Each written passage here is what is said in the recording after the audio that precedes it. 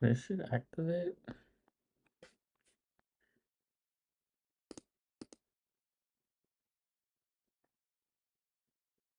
I don't think so. This shit works.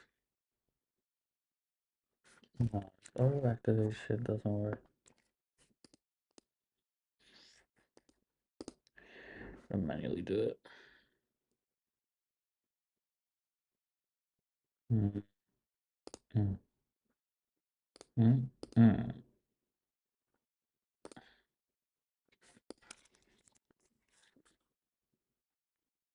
mm, mm, mm, mm.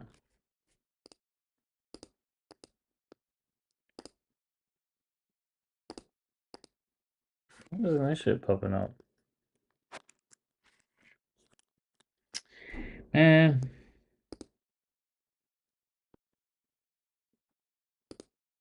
hold on. We're having some issues trying to find the thing. Oh, maybe that was it. I just have to press this button.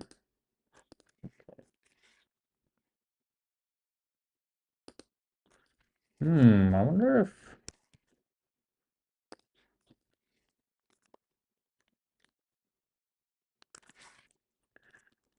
I needed that.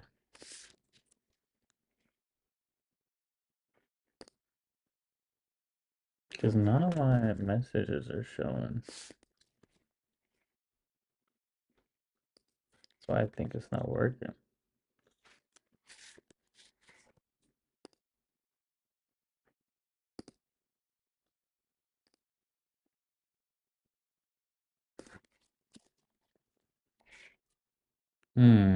Maybe it's just my dog.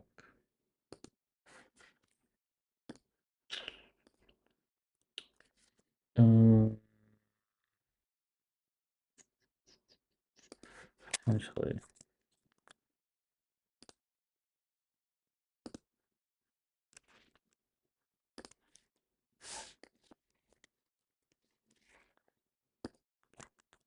Okay. Um.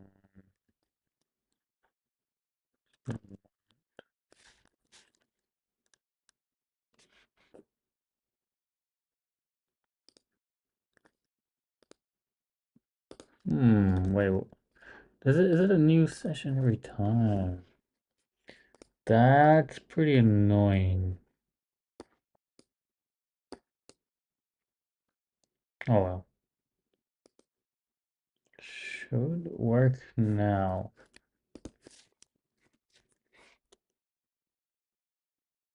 Yeah. Okay. Um.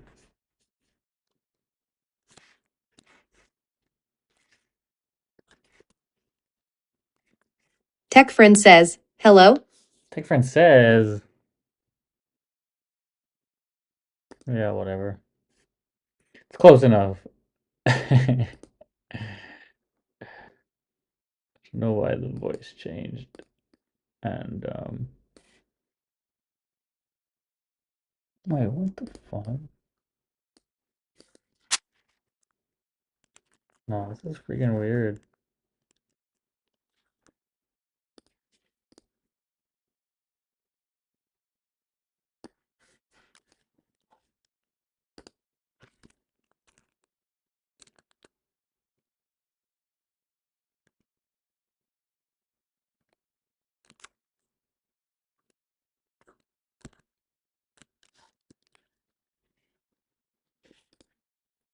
Alright, what about now?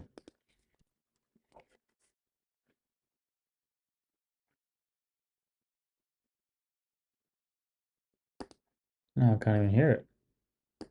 Tech friend says, hello. Whatever. Whatever, dude. Yeah, we're back. I brought my lunch to eat here, so we're gonna continue.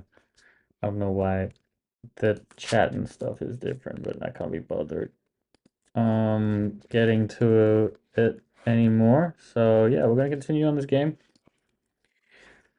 I think where we left off, we introduced like item dropping and stuff, but we also introduced a lot of delay in the game. So it's like kind of laggy as you can see. Look, it takes a while for me to spawn, and then also like each action I do, there's like a bit of a delay, which we can analyze now. If I click 1, 2, 3, 3 second delay on a local host. So let's just see if Augment can figure out why and fix it. I don't think I'm running this flow here. Now let's do that while I eat my lunch. There seems to be like a 3 second delay of events broadcasting to other users through the server. Can you do some analysis on why this could be and make a plan and then execute the plan to reduce this delay? Says, hello, friend. Hey, Ten Bagger, how you doing? Salahuddin says, good morning. Salah, what's up? Salahuddin says, morning. Hope you guys are well. I'm gonna start eating some random food I got from Aldi. First up is this Dehoki 3001 says, what are we doing? chicken shawarma flatbread. Dahoki, what's up? We're working on my game here. This is it. It's called Berry Link Game. says, hello. Salahuddin says, are you using the augment points? Yeah, I'm trying to use as many augment credits as possible. As you can see here, we got augment running. Salahuddin says, nice. Dehoki 3001 says, are you vibe coding? Yes, sir. No, we're doing AI assisted software development, which is different. Supposedly, it's a vibe coding. But you could argue they're the same thing.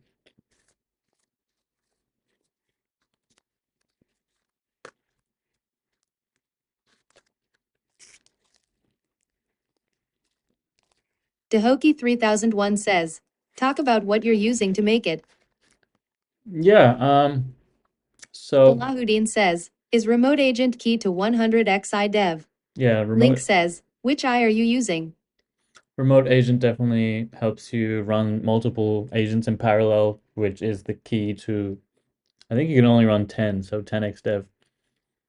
Which AI? Yes, augment code, augment. Um, but yeah, so the tools I'm using, like the frameworks I use to build this is three.js or specifically React Fiber 3, which is the React framework on top of three.js. Salahuddin says, we need remote agent controlled by iAgent for you. Yeah, the orchestrator, that's what we need.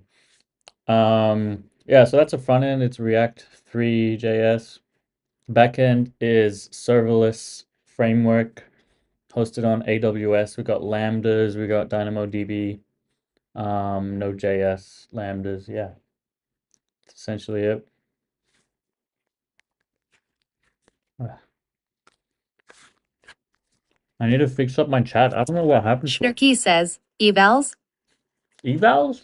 What about eval? Why? Dehoki 3001 says, how long have you been a programmer? Um, I've been programming for a long time. Tino says, what you munchin' on brev? I'm eating. Yo, Tino, what's up? Chicken shawarma flatbread from Aldi. London Aldi. Dude, the London, they got a. Salahuddin says, I find augment code slower response is way better than cursor faster responses on Sonnet 4. Yeah, Augment's been like way better than Sun in my experience. Yeah, they got a Aldi Go here, where there's like no checkout people. It's like one of those ones with the Amazon where supposedly it was just Indians working on cameras. Tino says, yum been a while how's things? I quit my job, going solo. Oh, awesome, Tina. Dehoki 3001 says, tips for beginners at backend. Yeah, things have been going well, Tino. Beginners for backend. Um, I'd start with like Node.js Schnurkey says, how do you select the right model to use locally, for the agent? like Express.js Will says, locally. Ryu vibe coding? Yeah, I am vibe coding. How do you select the right model? Just try to use the best model you can. Generally Sonnet 4. Salahuddin says, how could a person use the Augment Max? It seems impossible to me. Yeah, dude, it's been really hard for me to use all the credits too. Um, but yeah, you still have people complaining. I guess they Tino just says, spam how's your 100x dev project going? the 100x dev. I've stopped working on it a while ago. I just I've seen like everyone else is like doing yeah, I don't know. I just lost my Ice momentum Will says, honestly. which AI are you using? Yeah, I'm using Augment Code at the moment. I just think it's just so good, the context engine. I didn't think I'd be able to compete with this kind of stuff, I guess is one reason. Salahuddin says, when are you launching B2C app? Um, I actually relaunched in stealth. I relaunched the B2C SaaS Timestamp Genius, which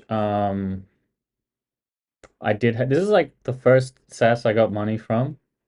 And then YouTube blocked the Vercel servers from getting the transcripts, so I took it down. But now I'm using a different Learn says, API hi provider. there, smiley face. So it's back up now, but I haven't spread the word because the API provider I'm using, I'm on their free tier and I only get like 100 credits a month. So it's gonna run out unless I pay them, and I don't want to pay them yet. But yeah, I mean, technically it's launched. Um, yeah, let me fix up this chat. Like it's lost all my settings, it seems. Takes this. All right, let's see. Like for instance, show viewer count. Yeah, why doesn't that? Guess edit URL. Um, why doesn't it show the viewer count? Okay, there we go. That's better. Salahuddin says, you should make more B2C apps. Yeah, I mean, I'd love to. I just don't have any ideas that motivate me. I'd say.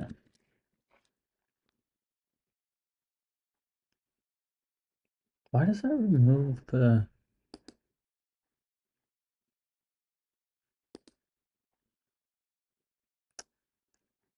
I think some issues with this shit. And Lang and YouTube automation. Salahuddin says, it doesn't need to motivate you, it needs to motivate the customer. Anest says, hey you. Yeah, but if it doesn't motivate me, then um I'm not gonna build it, you know? So it kind of does need to motivate me.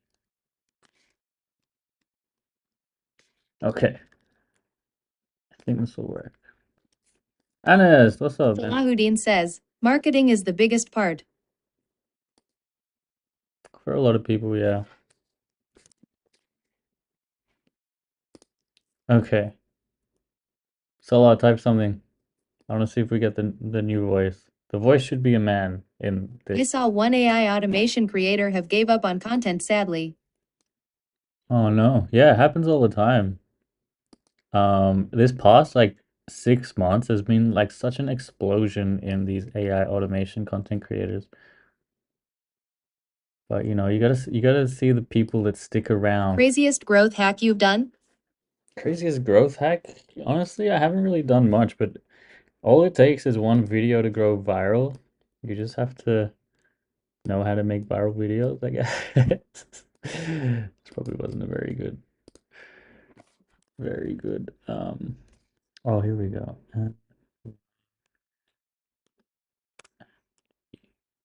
No, oh, what the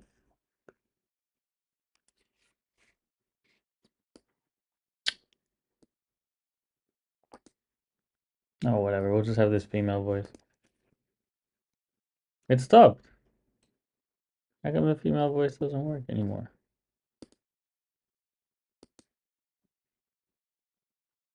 Huh?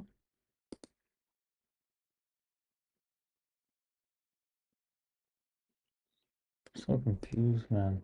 It was working last stream.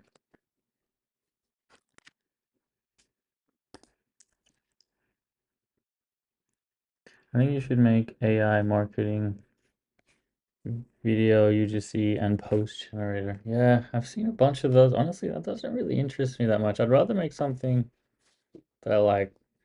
I want to make this game good. That's kind of my current goal. Um, yeah. I think like a really cool game could be cooler than a really successful SaaS application. Okay, let's see. So the thing I'm working on right now is just fixing this delay. There used to be like a 3 second delay between what is done and what the user sees. So looks like that still might be the case. Let's see. 1, 2, 3. Yeah, it's like exactly the same.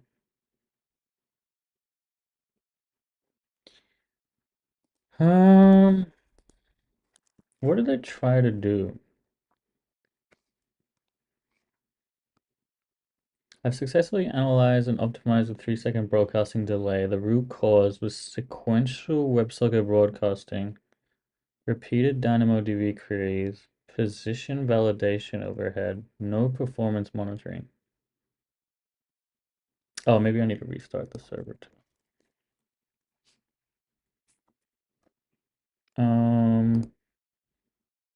The funny thing about these AI content creators selling N8N is they end up just coding. That is pretty funny. Do you know Minecraft project with AI agents run by Claude GPT and Gemini that fit well known block game? I don't. What's the stack I'm using for this game? Yeah, for the front end, it's a React 3.js, React 3 Fiber. For the back end, it's serverless with Node.js, DynamoDB, AWS Lambda, WebSocket type stuff. Hope that makes sense. But yeah, this is all open source as well. Like, so if you're actually curious, you can check it out at aj47/berrygame on GitHub. This whole MMO is open source. YouTube link in DMs. Okay. Um. All right, yeah. Let's just see. I reran the server now.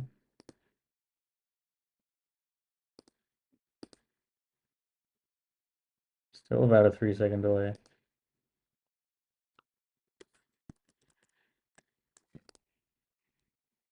There's. Wait, actually, ready for deployment. I might need to deploy. Would that make sense? What kind of backend? No, they didn't change any backend. Okay. There's still about the same amount of delay. I'm able to see it when I have two windows open on the local backend running with serverless offline. I click one movement in one window, and it takes about 3 seconds for the other window to see the other player's movement. Is there some way we can like programmatically test and debug this issue? Let's see. Is this a campaign game? No, I'm hoping it to be like more of like a PvP style thing. And at least that's like the core mechanic.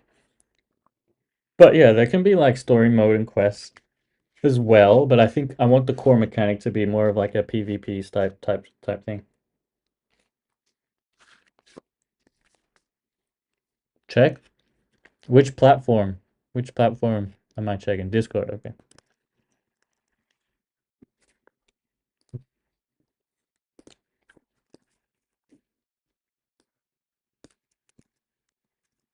Ah,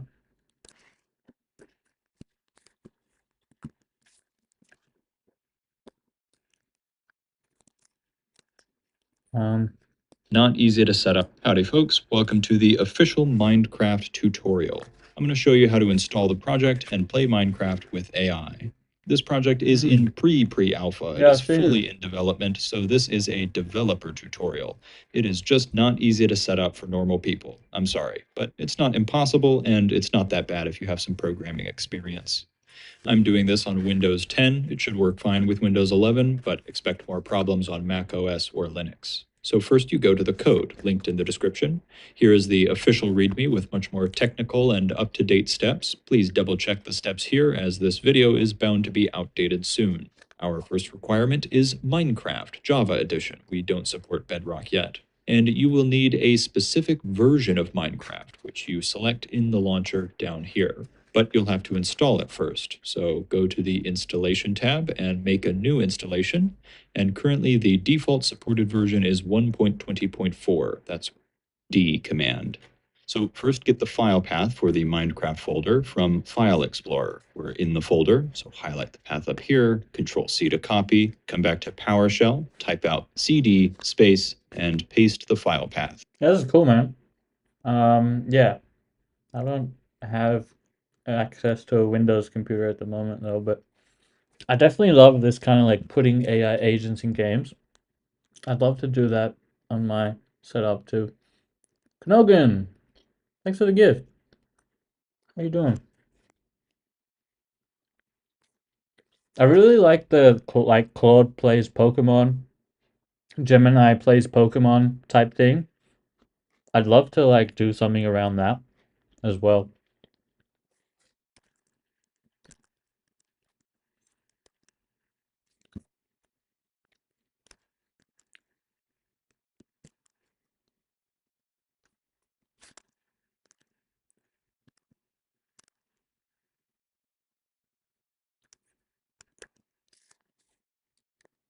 Be nice to watch YouTube while I eat.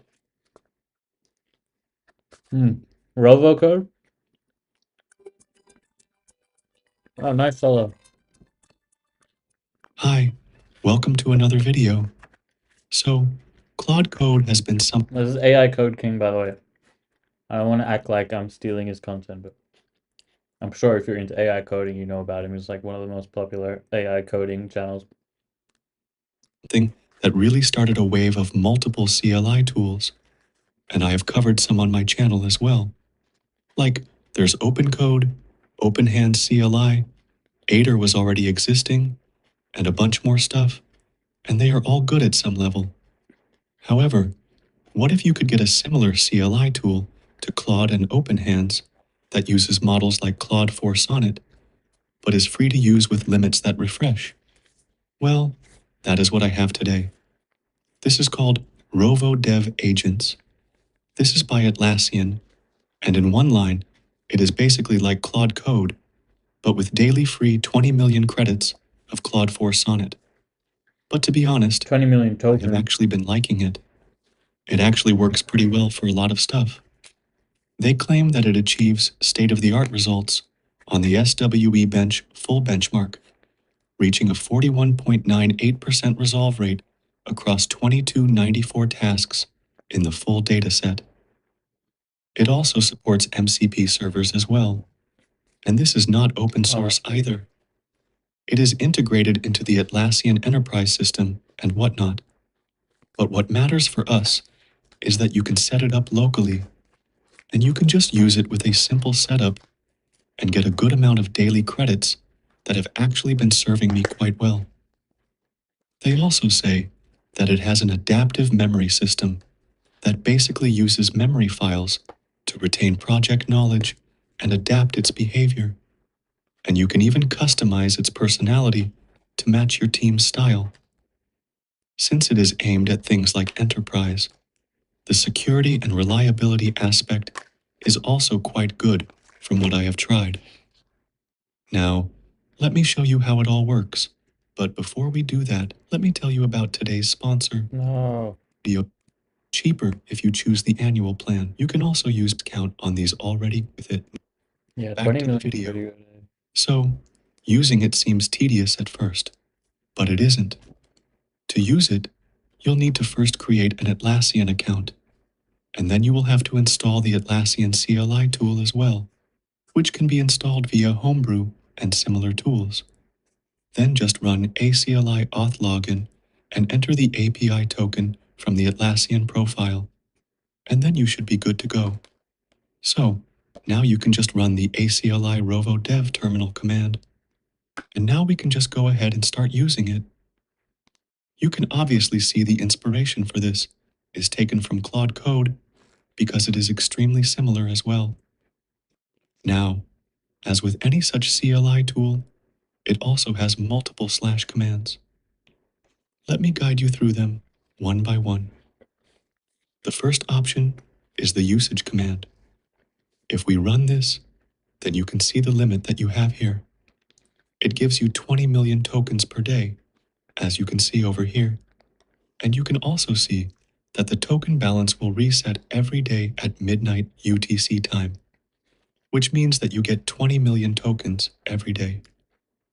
This only uses the Claude 4 Sonnet model as of now.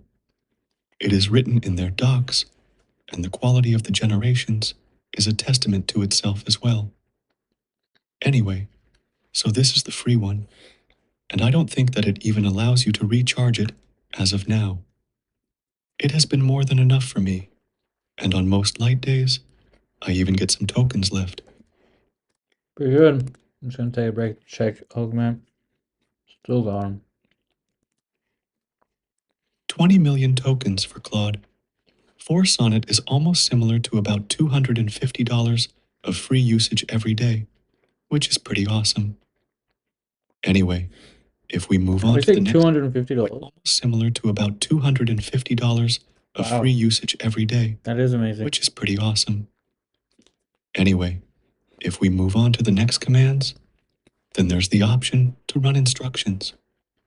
Instructions are basically a set of prompts that you can pre-configure and save, and then run easily. Claude Code also has a similar feature, so it is basically that. Another option is memory. Memory is basically a fancy name for the Claude Markdown that Claude Code makes. It basically makes rules, or a context kind of thing for your project, by analyzing it and stuff like that as well. It uses an agents file similar to what Codex uses as well. To initialize it, you will just need to type in memory and then init, and it will do that. Also, there's an easy way to add notes to the memory file right from the prompt box itself. You can type in hash and type the stuff that it should always remember, and it will store that, while you can also remove it with an exclamation sign. Another thing is the sessions. Sessions allow you to create a new thread or switch between threads and stuff like that.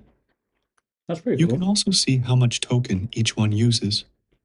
Next one is clear, which clears all the messages in the thread, while there's also the prune option that will basically summarize the context up until the message, and then just keep that as the context, allowing you to save token money. Yeah, definitely. That is so. majorly about the commands that it has. Now let me show you how it works. They're more likely gonna Again, eventually make this it is big. not like testing. I'm just showing you how it works.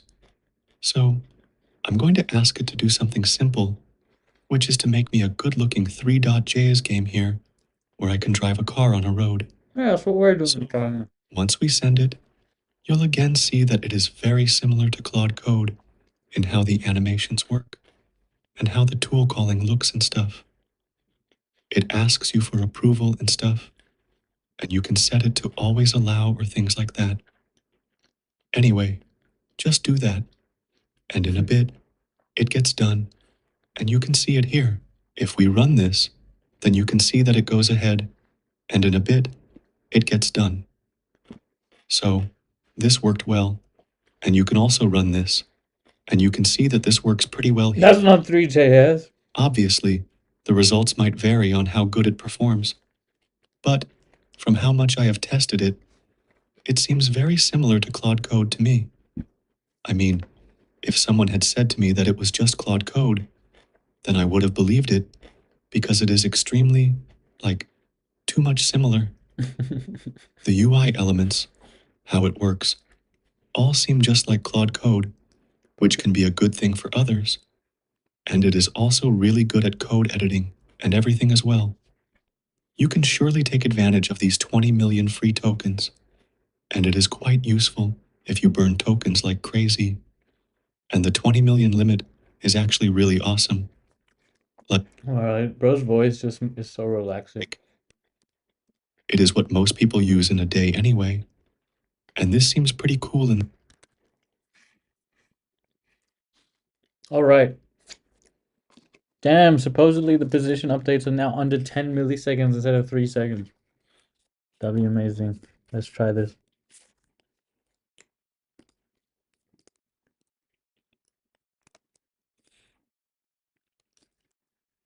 Do I use strict TypeScript and ESLint for my game? No, I don't.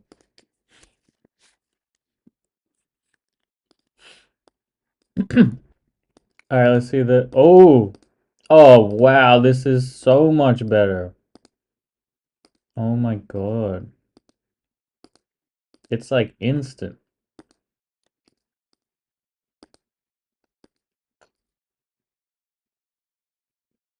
Hmm. The health bar doesn't show. This is good though. Let's just do one thing at a time. I just also want to see root cause. The delay was not caused by broadcasting. Position validation was the real bottleneck, and the DynamoDB queries. So now they've created a development specific optimization that skips heavy database during development. Oh, okay, but in the real world deployment, it could still be kind of slow.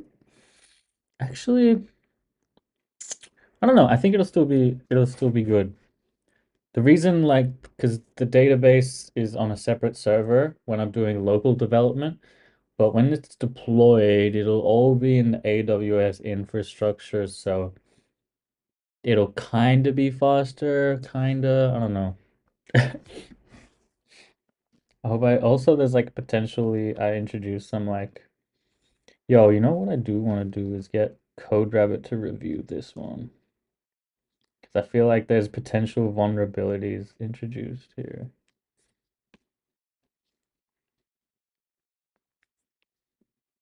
And we're definitely going to be doing a kind of review eventually on like the server vulnerabilities.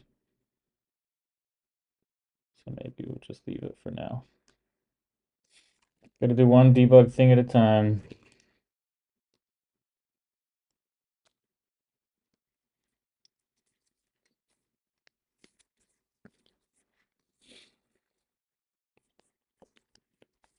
TS and ESLint help a lot with AI code gen. Yeah, I can definitely see that.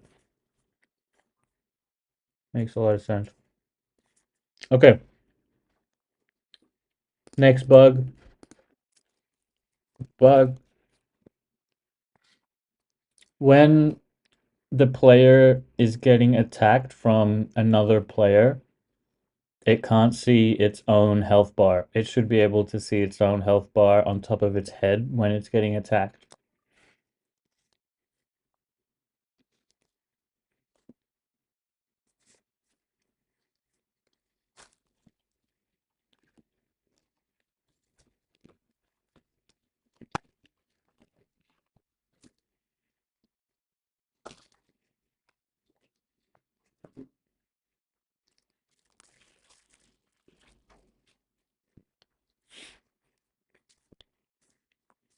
All right.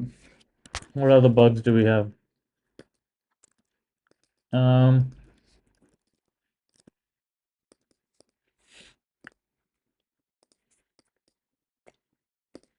let's harvest this tree.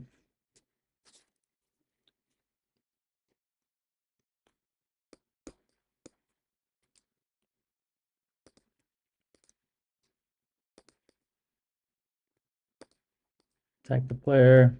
Eat. Eat the berry. Oh, there's like a discrepancy on how much health. On this screen it says it has less health. That's a bug. Ooh, it just ate. Oh, now on that screen it says it has less health.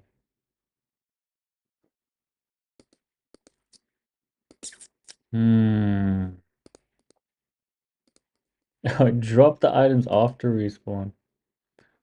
Damn, there's like a lot of these small bugs here.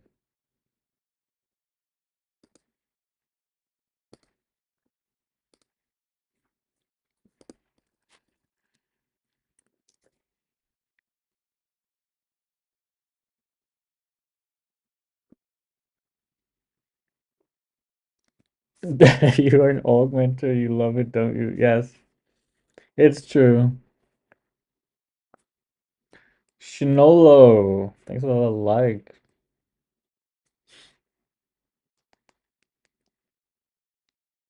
Um, oh, also I want to test the, do I still have this in my inventory? No, I wanted to test the ability to move items around. We've like made so many changes to the state. I bet there's so many like small bugs and edge cases we've introduced.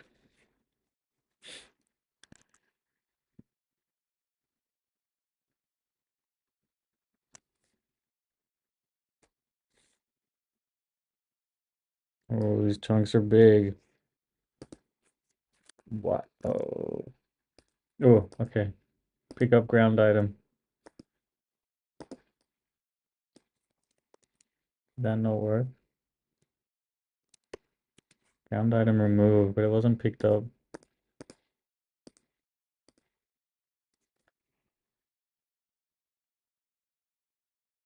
Okay.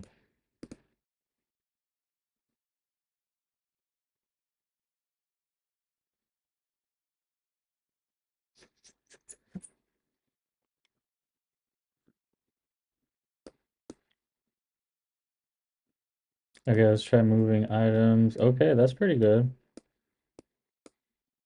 All right, what's the next bug? Hold on, let's refresh. Let's start the server.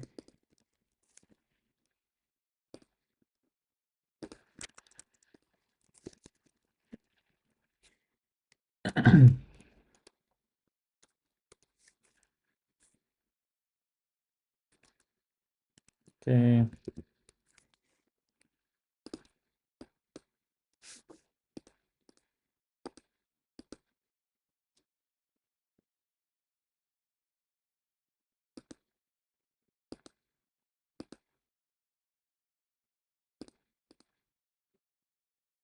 Hmm. Now we got the opposite issue.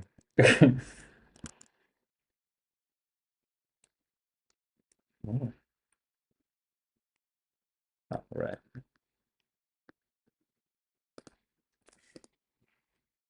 Now we have the opposite issue that the other user, when the player attacks another user, the other user's health bar is not showing. Yo, Mia, what's up? I'm working on this 3.js MMO game. Yeah, happy to answer any follow-up questions you have on that.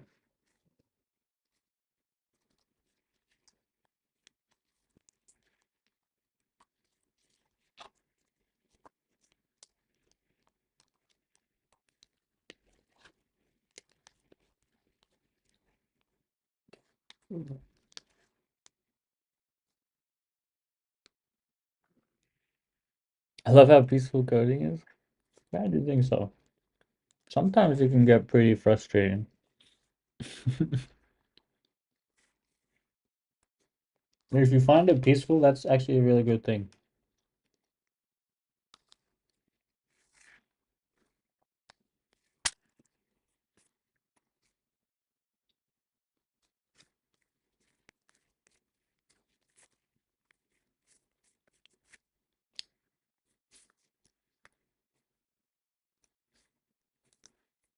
Yeah, I'm on a MacBook Pro M1. It's about 4 years old.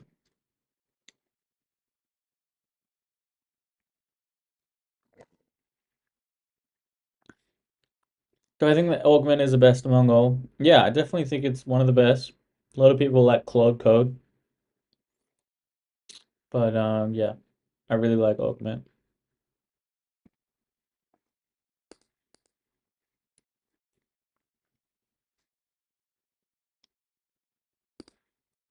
Game gives you nostalgia of old Minecraft. Yeah, it's heavily inspired by old school RuneScape.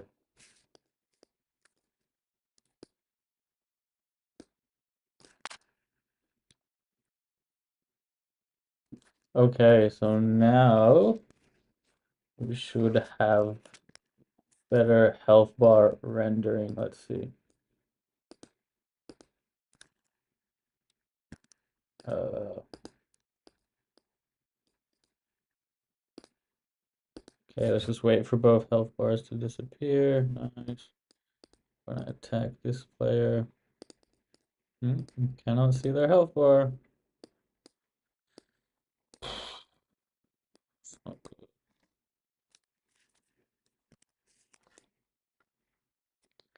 I'm controlling a player. I go to attack another player, but I don't see the other player's health bar while I'm attacking them still.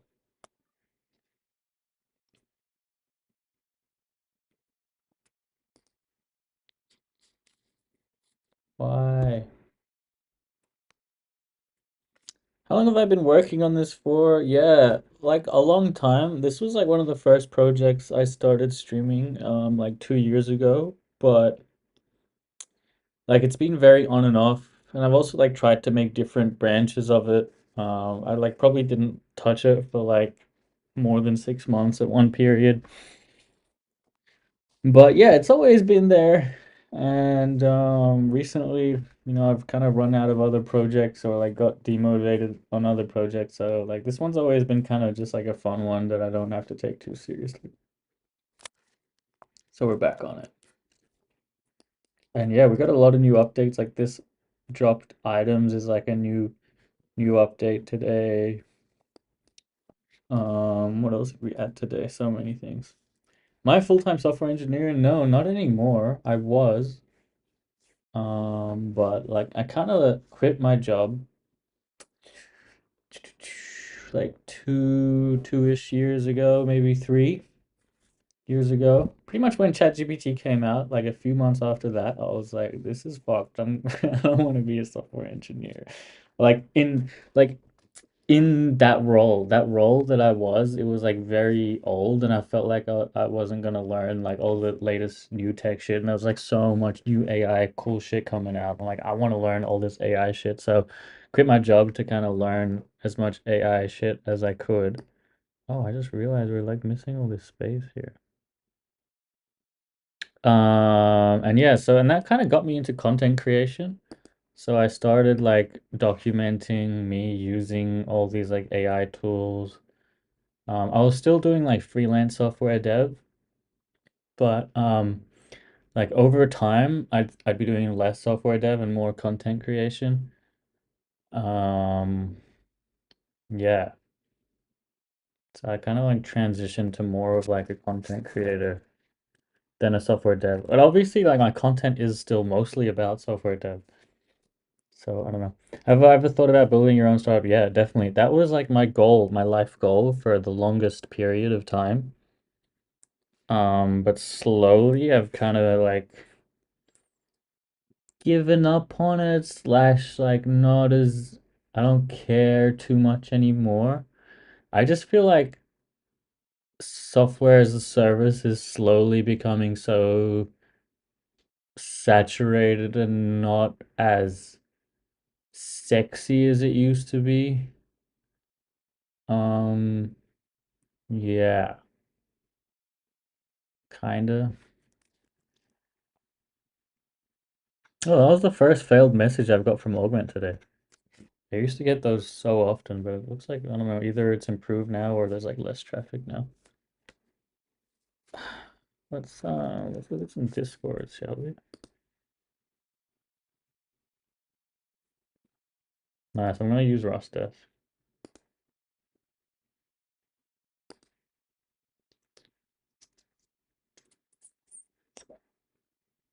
What ID is that? Yeah, this is just VS Code. with augment code. Am I in California? No, I'm in London at the moment. London, United Kingdom.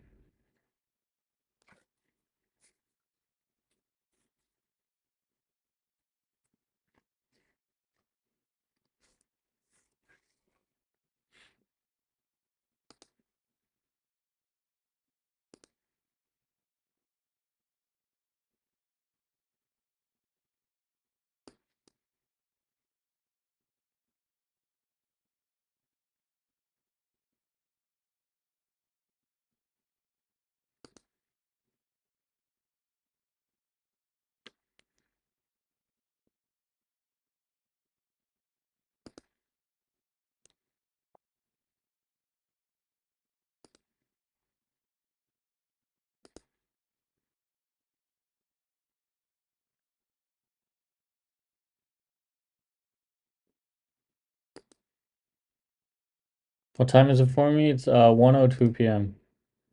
Oh, it doesn't show it, but yeah, 1:02 p.m.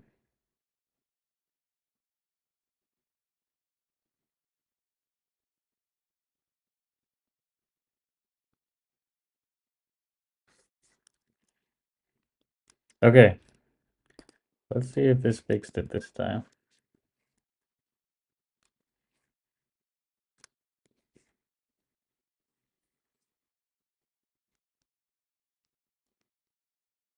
TikTok fish and chips videos, what's for lunch? No, I haven't. Yo, Thugger, what's up? You should join my Discord. Awesome, man. Yeah, dude, the Discord is being so active recently. I really love it. Like, it's what I consume the most these days. It's just I go through Discord and I just love chatting with the community. Yeah, I'm working on this Thugger. It's a 3.js MMO game, and I'm debugging the health bars. Previously, when I'd attack another player, I couldn't see their health bar. Now let's see if this one will work. Yay! Great. Oh, kind of a bug there, but yeah, that works. Great, now I can see the other player's health bar, but it's now missing the damage counter.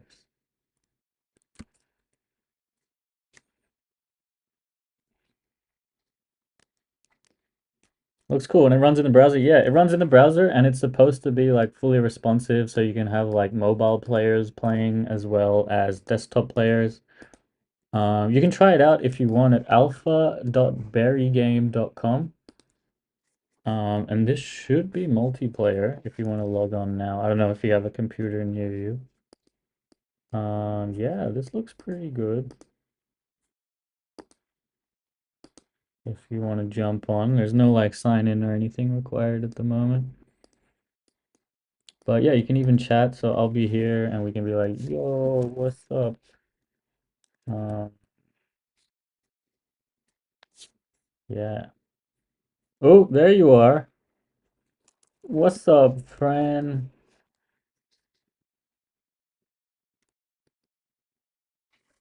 And I can follow you. Wait, what the fuck? Follow.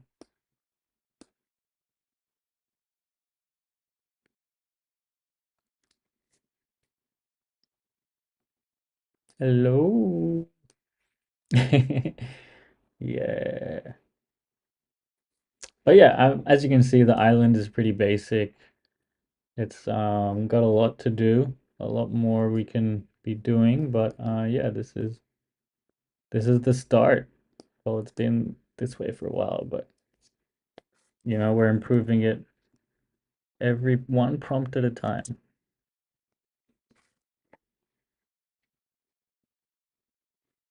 Do, do, do.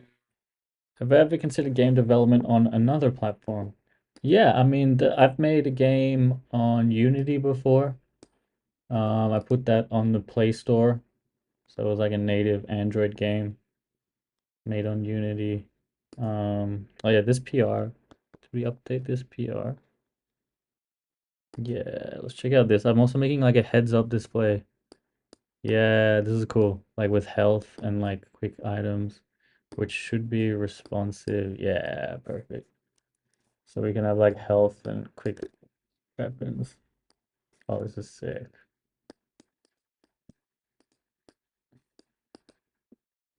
Okay, if I go attack that player, will their heads up display lose health? Yeah, dude, that's sick.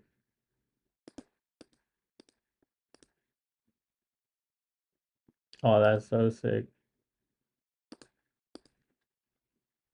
Logan, thanks for the gift. Why did the stream reset?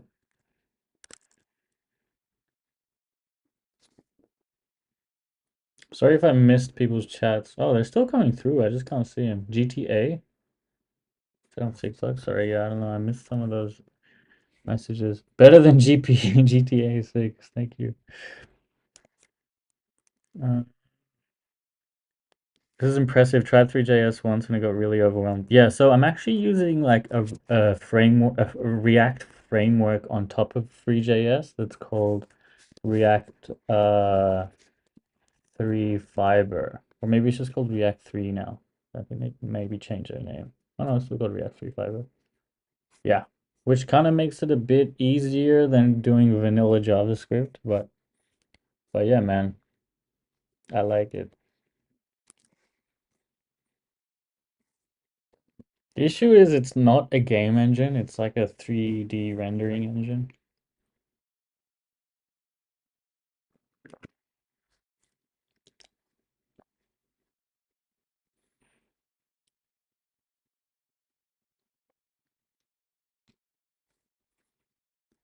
All right. How many lines of code did we change here? No, not that many. Actually, we can see that here. Hey. Oh, that's pretty good. Seems like a pretty clean change. All right. Let's try um the damage thing again.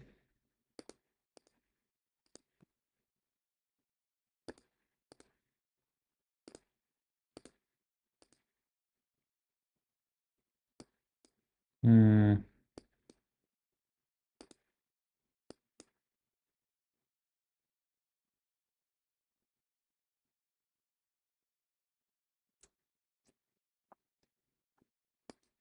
There's still some bugs. I still don't see the other users' damage numbers when I attack them. Also, the sync loses. Also, the state often loses sync between players, showing different health values. Do some deeper analysis and tests. Dude, my chat. I don't know why my chat broke. I have to manually check chat. Have I tried phaser?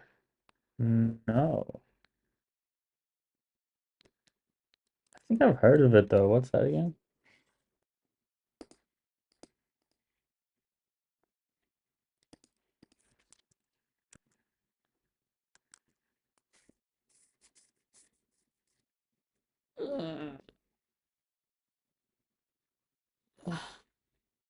The fact that it's not a game engine makes it more impressive. Yeah, I think so too.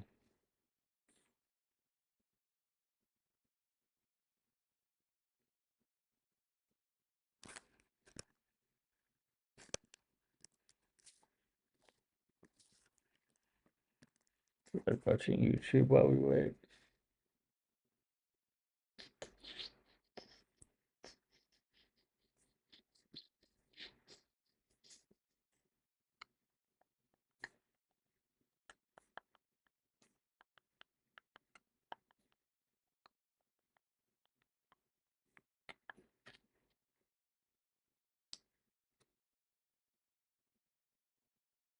Go I Sue. didn't actually realize code-based indexing was such a contentious topic until I saw this article, this blog post by Nick Ballman on why Klein doesn't index your code base and why that is a good thing.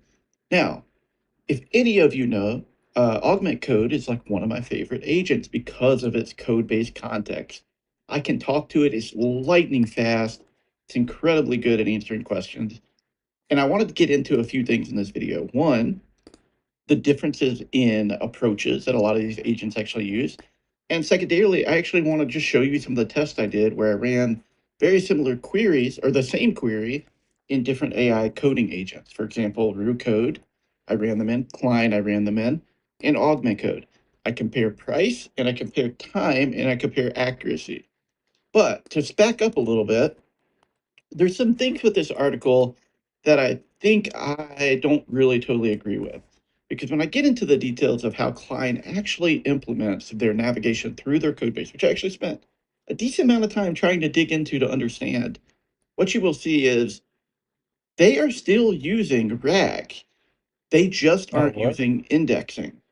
Wait, So what? one of the things that they mention in their article is code doesn't think in chunks. So my question. Wait, what? They're using RAG but not indexing?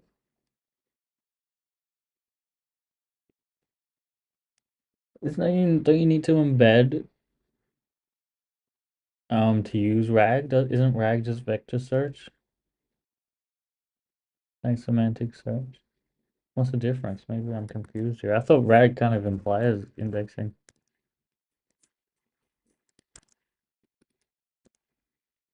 About that is what is a chunk? It can be, the most naive way of building that is just a number of tokens, 512 tokens, 256 tokens, 1,024 tokens, whatever it is. Or it can be a logical group of code. It can be a function. It can be how code needs to be grouped together. And that's really where AST comes in. And AST, what this is the mechanism for actually building an abstract tree. And it's abstract because it strips out all the comments, it strips out all the spaces. It might even strip out some things like extra unneeded parentheses or things like that. And it groups code together in a way that's in a tree format so that it can be chunked in a logical, easy to read way, which is why in some of my earlier implementations, what I found is when I was chunking blindly, which is traditionally, the most naive way, every 512 characters or tokens, you're just going to chunk. You might end up on these weird bounds, right? You might end up in a very simple function of sum equals a plus b times 2. You might end up chunking at a weird spot there, where in the AST implementation, that gets grouped together. So the indexer can work a lot better. The retrieval can work a lot better in an AST implementation. So if we dig into this a little bit more, you could think about AST as these nodes that correspond to syntactical constructs like functions, if statements, binary expressions, so on and so on. So with that in mind, let's take a look and think about how each of these AI coding agents actually do it. So Claude Code does no upfront indexing. But what it does do is it has a claude.md file, which you can generate and keep up to date. /init is how you generate it. And it's kind of like a map of your code base. It's your code map. And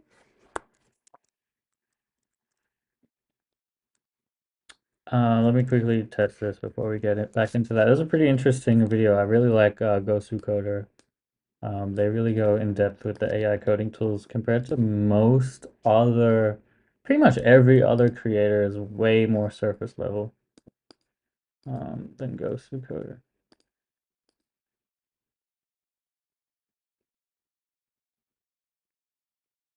Okay, the sync is way better now, but yeah, now there's no damage counters on either.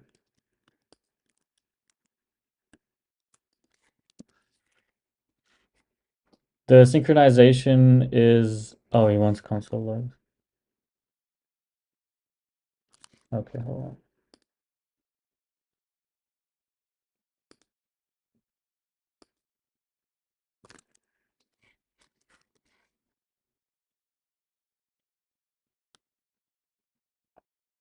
Didn't they get any useful console logs?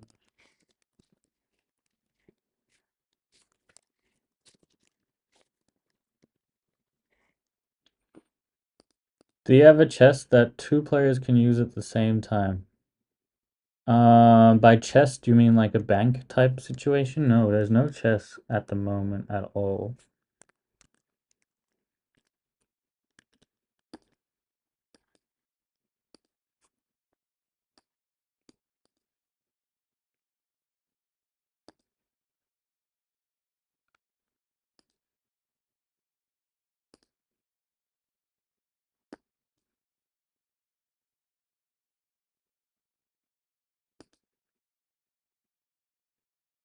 There's a lot more delay. This is kind of like a trade-off. It's like if you want good sync between the state, and if that's going to keep reading the database, there's going to be obviously delays. So we need like some caching type situation, probably. This is where we really need software engineering skills. But before even worrying about that, I think I'm gonna do the damage splats.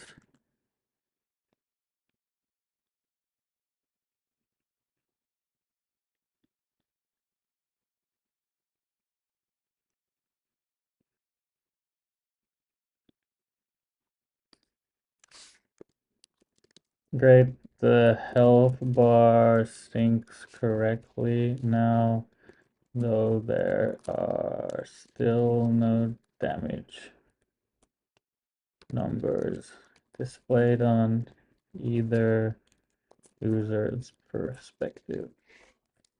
Okay, let's go back to Ghost Coder here. And these code maps actually help a lot because Claude Code can actually read that and know kind of where to start looking. Because that is the trick for this type of searching. Is like, how do you start searching in the right place? Brew Code recently rolled out code-based indexing. They use text embedding with semantic search, but they also have AST-based embedding. That means they are chunking smartly. They aren't just blindly chunking. This makes a huge quality difference from a blind chunk implementation to an AST-based implementation. So they use, in my opinion, kind of like the best of both worlds. They have a really well code-based indexing, but they also have really good code-based REPL loops where you can actually go through search files, read, evaluate, keep going. And really what the semantic search allows you to do here is figure out where to start that REPL loop.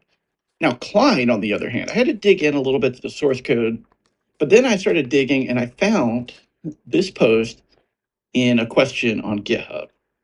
And they said code retrieval in Klein is implemented using an abstract syntax tree via the tree sitter library. That is no different than what Root Code uses for their embedding. The main logic for parsing files into an AST and extracting relevant code elements is in their tree sitter / index.ts. The function parse file in the file parses file contents into an AST and applies language specific queries. So really what, if you think about this in the highest terms, Klein is basically doing what Root Code is doing, but it doesn't use an index. So the problem that I have with this is it's still RAG. It's retrieval and RAG. It's just not vector search and indexing. So I feel like the terms here are getting very like mixed around here. So one of the things I want to clarify here is the terminology is incorrect. And I don't think this article hits the mark in that way.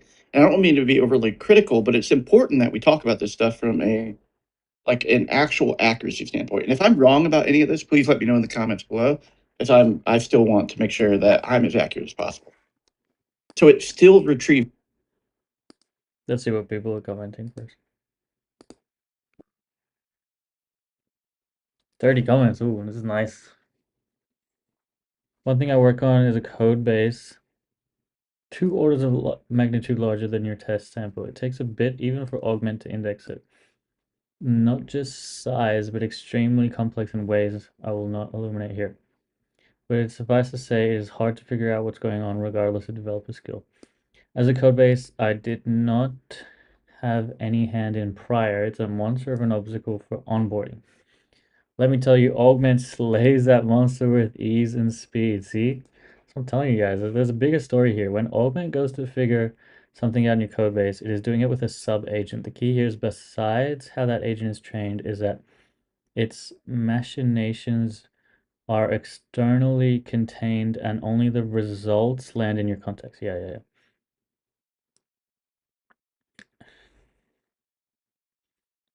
It is more akin to root orchestration and subtasks in that specific sense, but for code search and understanding. This is why I say coding benchmarks are generally not super applicable to measuring how well a model does at real world work. No test suite works at this sort of level. Yeah, because like these code base he's talking about, it's probably like hundreds of thousands of lines or something. And none factor in the ever increasing critical importance of tooling around the LLM. And maybe that's the point. Excuse me. As they intend to just test the LLM's raw coding skill, similar to the awful trend in coding interview testing for humans. But in times of past, one of the best coding skills was not mastery of any language, data structures, or algorithms. It was the mastery of Google, yeah. So too, these days, a coding agent needs to master search and research as much as anything. Augment currently leads in this regard. Its speed and accuracy are on point, and its costs, especially with the flat rate, are unbeatable if you do any serious usage. Yeah, I think I'd probably agree with that. Speaking of Augment, let's have a look how it's doing. Okay, let's test the issues. Apologies if that was too loud. I just realized the mic like straight in my face.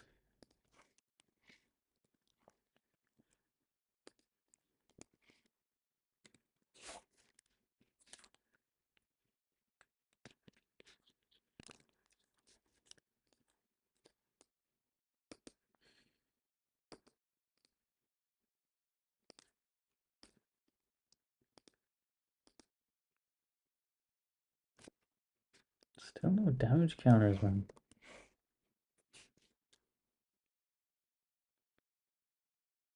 Wait, is that the issue?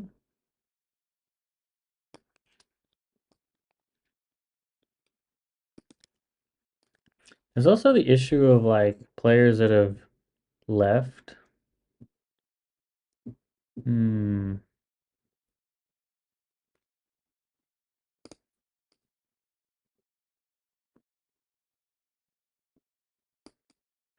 Oh, we got damage received, but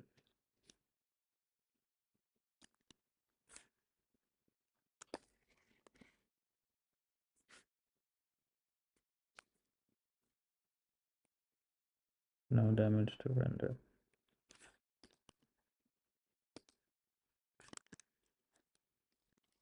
I don't know if this is gonna help it much.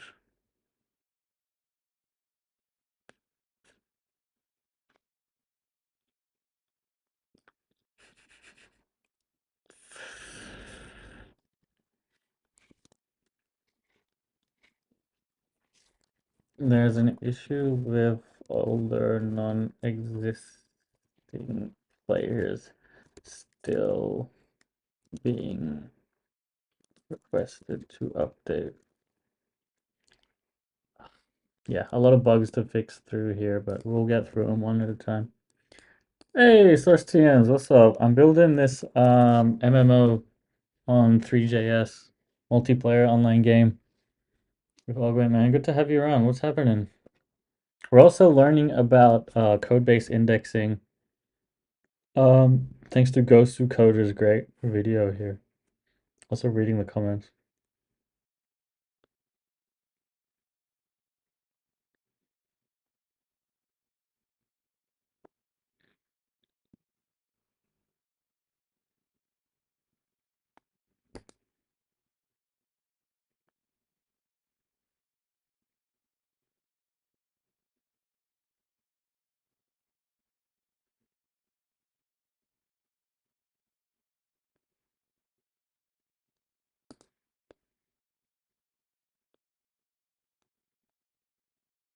Hey, I see through. What's up, man? Good to see you. Does my TTS work? Ooh, I like this game of yours coolness. Nice. People.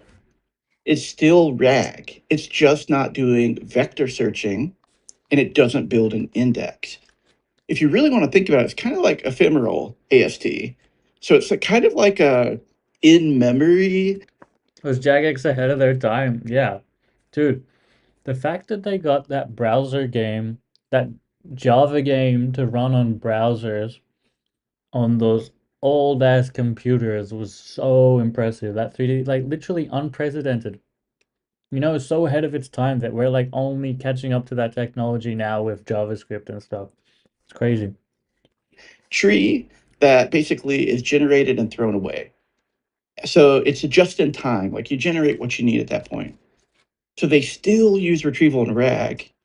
And I think that's just important to note because the difference in approaches between these two is we're storing and locally housing an index, whereas in Klein, they aren't storing the index, but they're still building the tree.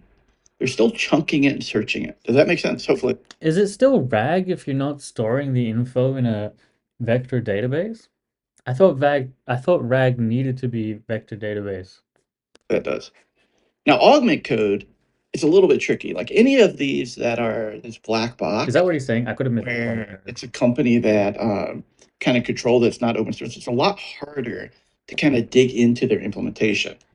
But augment codes is by far the best that I personally used. A lot of these are my theories, right? So I can tell you, I believe this is vector indexed. I think they're using a RAG implementation here, but I also know it's to be highly optimized just because of how fast it is. It's incredibly fast at re-indexing.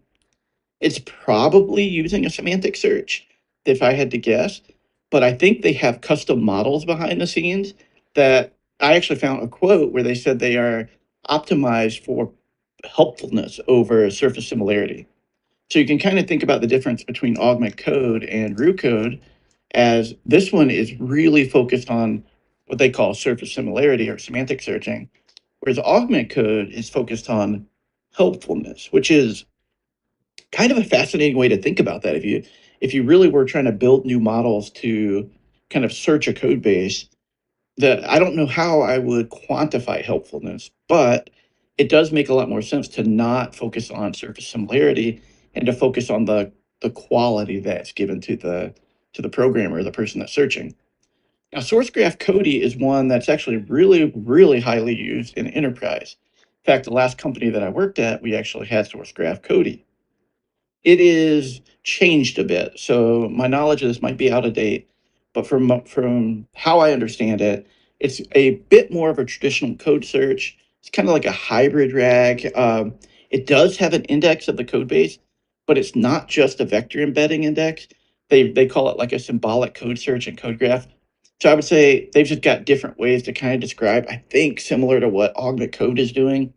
I don't know if they have custom models. I couldn't find anything.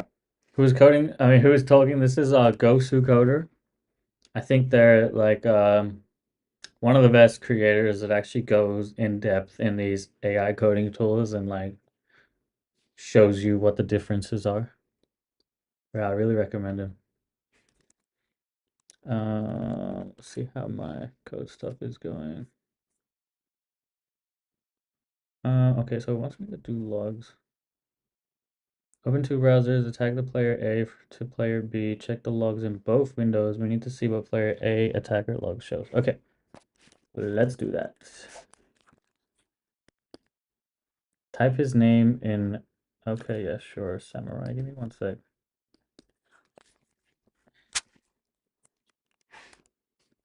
There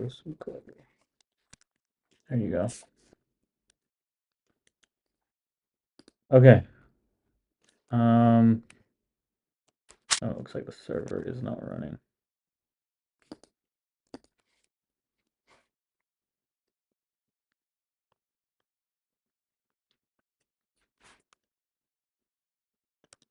Okay, player A, player B. Player A, attack player B.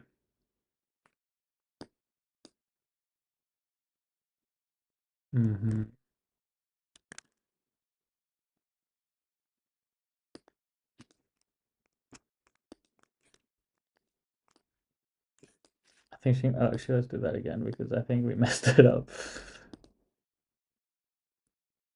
Okay. Player A attack player B. All right, that's a bit better. Looks like we have the same issue here.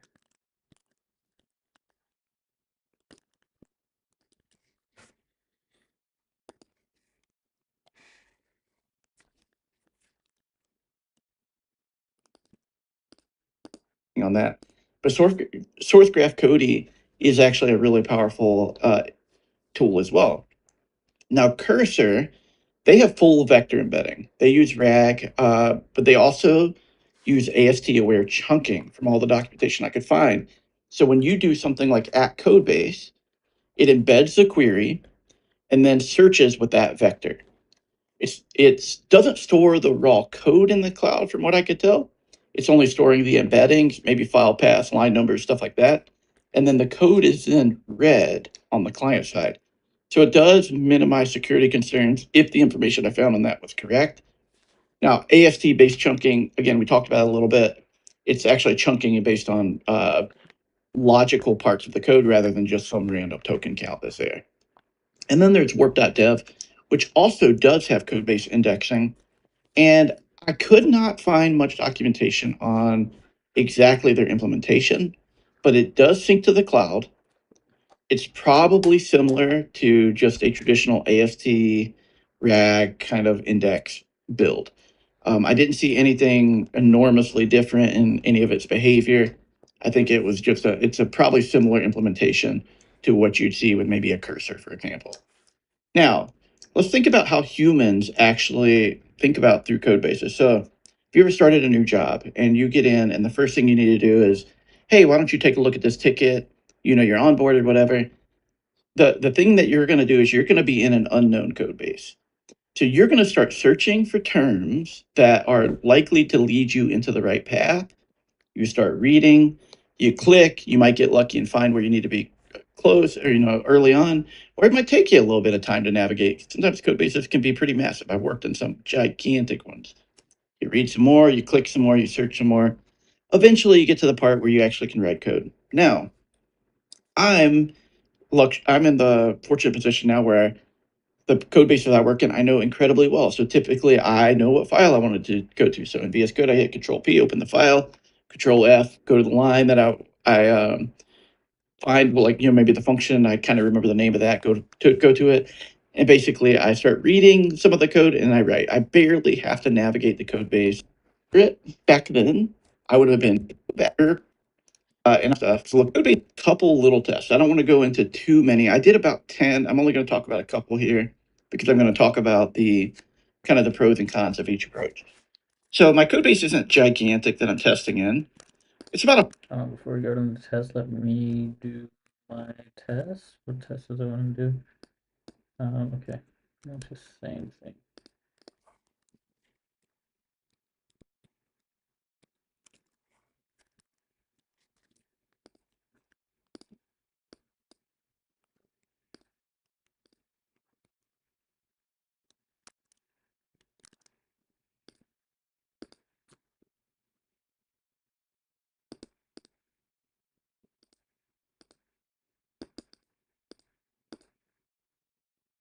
Hey,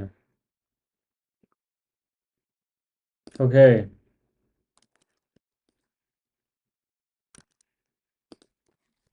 Great.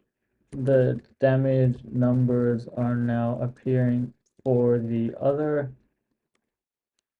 user.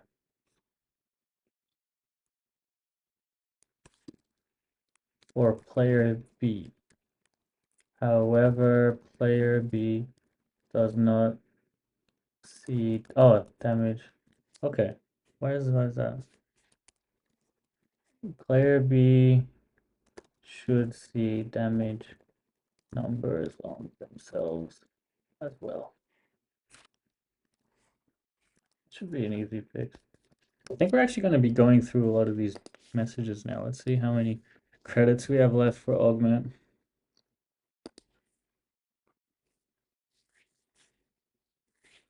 Oh, we still haven't even crossed 600 yet. That's crazy. All right, let's see how Ghost Coder's test. Actually, yeah. Let's see his test. 100 megabytes of code. This is looking not at the note, like anything like libraries or things like that, any of the get ignore stuff. None of that's being looked at. It's about 2,500 files of code.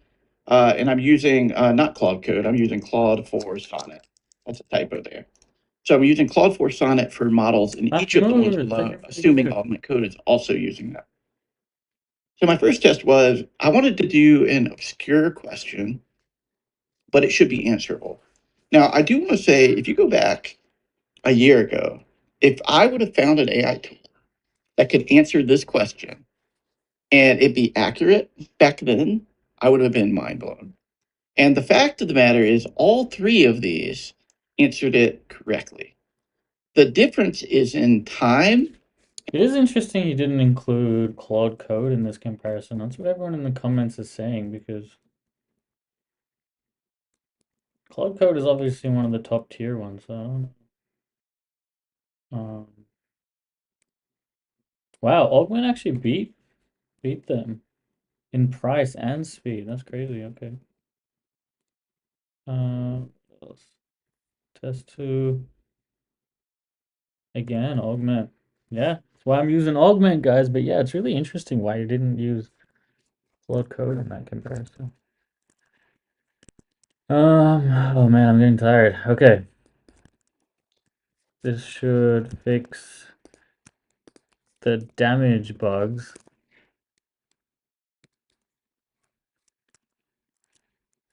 Let's have a look. So hopefully now we can see the damage counters for all users. I'm gonna have a third user this time as well to see if like the third person can see the damage counters too. Okay. Make sure it's all in view here. And attack. Yep. Great. Obviously there's some delays and stuff, but all the syncing and stuff is mostly working. So let's commit that. I think I might take a break, guys. I'm getting like kind of lethargic, or unless I could like work from bed. It's also a potential outcome here. Clean up code and wait, clean up and maybe not clean up code, just in case it tries to refactor. Yeah. I do want to see, the thing is, we've spent so far on this branch that all these other PRs are gonna be kind of hard to merge now. Stinging Viper, you want to see some more? Shit, more debugging. All right, let me see. Okay, we got a heads up display, Stinging Viper. Actually, that'll be hard to implement. Where? Damn, I can't even move the Chrome. Hold on one sec.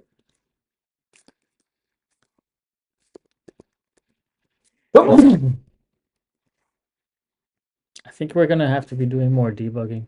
But yeah, let me show you. I guess I don't know if you saw this one. We got a heads up display PR. So yeah, you can see we got like quick use items and health bar that we can like move around, like heads up display type shit. And it's like responsive on mobile as well. So if we're on mobile, yeah. Oh no, the other the other one is far away. That's interesting. Okay, so it's not fully good responsive. But yeah, it's pretty cool. Heads up display. We have, did you see the inventory? We have inventory now. We can we drop items on death. We can like harvest a berry and it should come in the inventory. And we can like drag and drop items in the inventory. Yeah, see, look, we got berries. We can like move them to different slots. And like these blueberries like heal health when you eat them. Yeah, man, we made a lot of progress today. But yeah, I haven't pulled in the sword or the shield. I want to keep the like very Like, what am I trying to say here? I want to really work on the basic core functionality first. Oh, this is cool too. I actually tried to add a world builder. I don't think we'll be able to see it here. No. Yeah, this world builder. So it's like, like a map editor, like Halo Forge type shit, or like Warcraft map editor. Um, yeah,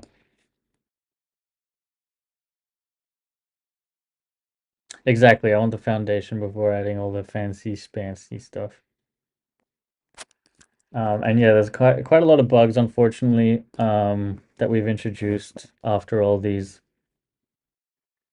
features and stuff.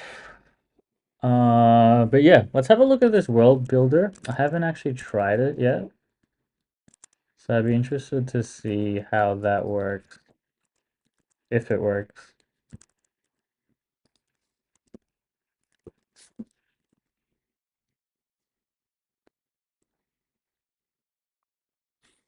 All right, so supposedly to test it, we go into world builder, cd world builder, yarn.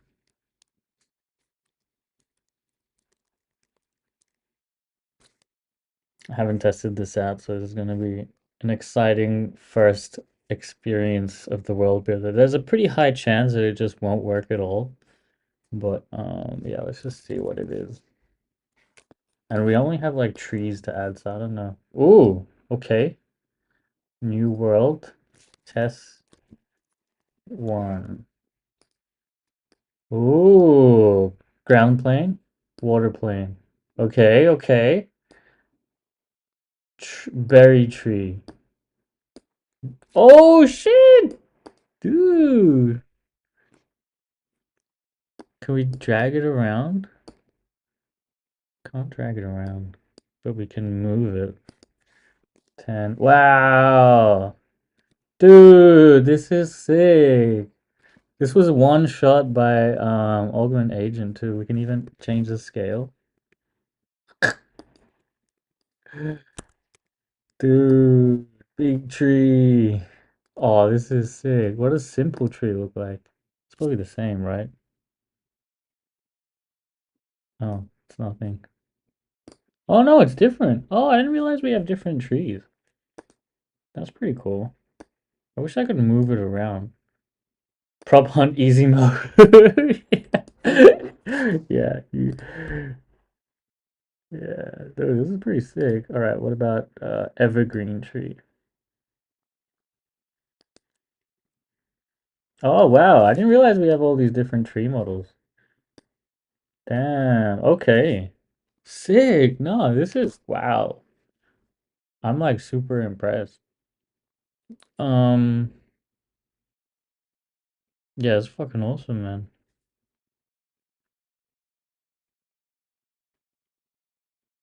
Yeah, I'm really impressed with that. We weren't. Is Augment good at writing documentation? Yeah, most definitely, dude. Augment's so good. Like the main thing that sets us apart, as Gosu was saying, is like the way it understands your whole code base is like so much better in my experience and everything else. And yeah, and for writing good documentation, the first step is to understand the code base, right? And then writing it's super easy.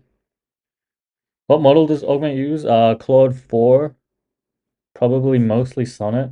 They probably have like their own models for like all the indexing and stuff, and like yeah, I don't know. They are kind of closed source, so it's not easy to know exactly how it works and what models they use and stuff.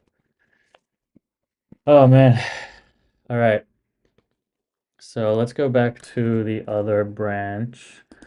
Can we do git checkout dash? Does that work? Git checkout dash. Oh, it does. That's cool. All right. So yeah, unfortunately, like this is tired. Oh, this is tiresome, but we're gonna have to be debugging for a while before we can go to adding features. So there's a few things to debug. Oh, we already have. Probably the first thing is like item dropping and stuff. So, or even item eating. So we can harvest items. You made all of this? Yeah, I actually did. I'm a solo developer of this whole MMO. Yeah, okay, we got the berries. I'm gonna click to eat it. Actually, let's open up the console. Because I think it says, like, if we're at full health, health is full, cannot consume berry. Alright, this is gonna be an easy thing. I'm just gonna be like, currently, if we try to eat a blueberry at full health, we get... We should still be able to consume the berry. It just won't restore any more health possible. I want it so we can still consume the berry, because in the future we're gonna have berries that do other stuff other than heal. We're gonna have special berries that do special things.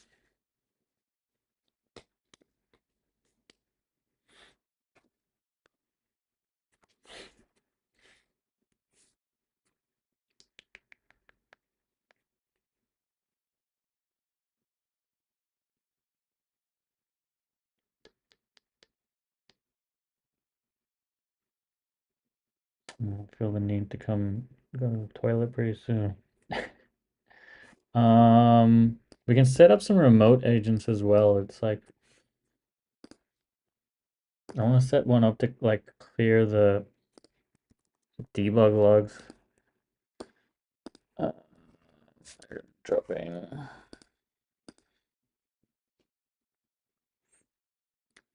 Kind of hard to do that in this though. Maybe I'll leave it. I just don't want to have to deal with conflicts. Thanks, Isabella.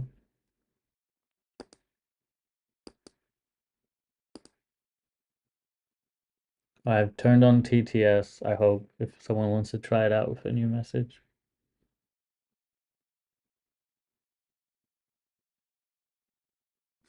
Let's see what else we can debug actually while we click for that. Okay, it's finished.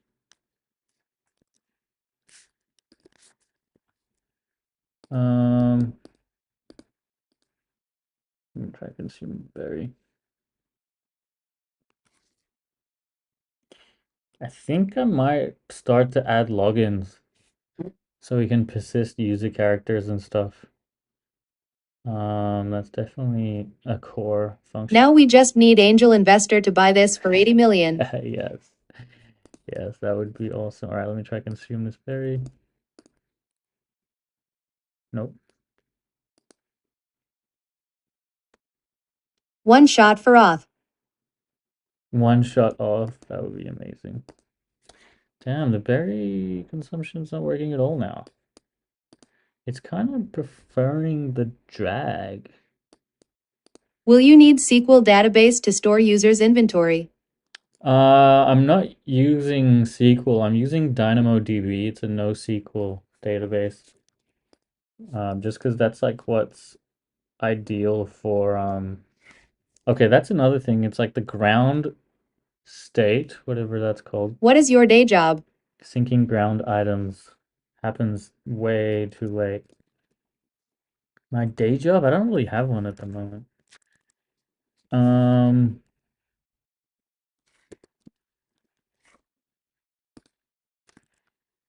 Yeah, let's focus on the eating the berries. Now clicking the berry does nothing. Oh no, it says okay. Okay. Sometimes clicking the oh, maybe it's double click. I think I remember swinging to double. Nope, that doesn't work either. Does nothing. The default hover cursor is the hand suggesting it is preferring drag over click. Can we add some smarts to know if it's held for a certain time? That's when it starts to drag. Otherwise, it's a click.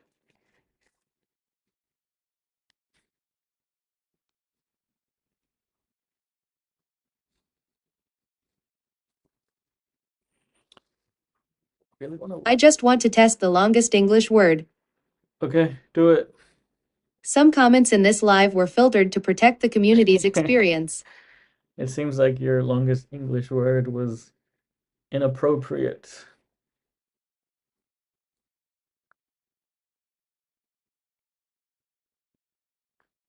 Can't send on TipTap.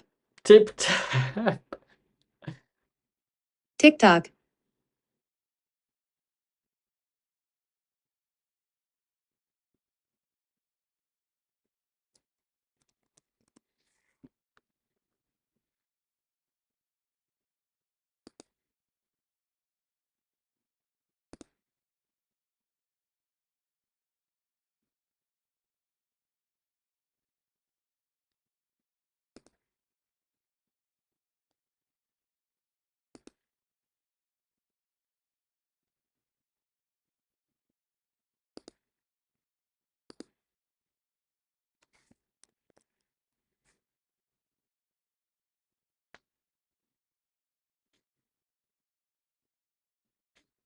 Mm-mm-mm.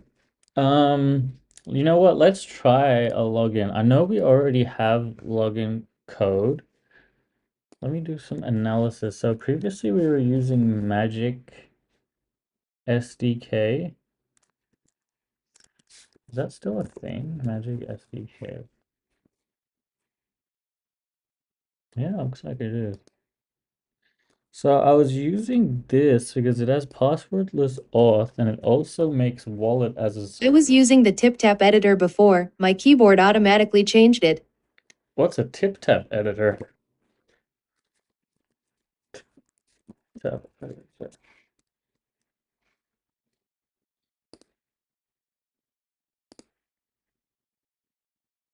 Build products with real-time sync. One issue I had with this, it's actually cost $249 once we get to more than 1,000 monthly active users. And then with that,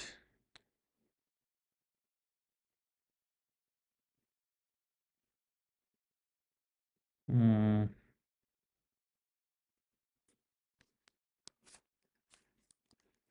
Too expensive, $250. it is very expensive. So we're gonna use Perplexity to see. Can we find alternatives for the Magic Link SDK? I want some kind of auth SDK that will also create a Solana wallet for the user without the user having to enter a seed phrase or anything. It should just work from their You like could SSO with another IDP. their email address or Google Auth. Found a way to get host N8N for free. Nice.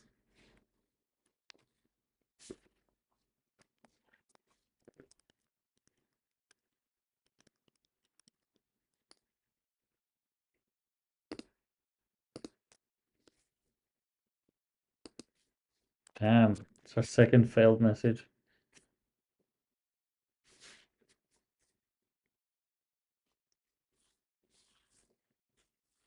Also, yeah, I guess this isn't even Solana. Is N8N and render with ping, which hosts 24/7 $0. Polygon, Ethereum, Flow, and more. Does Magic Link make Solana wallet? Render with ping. Oh, and render. That's pretty good.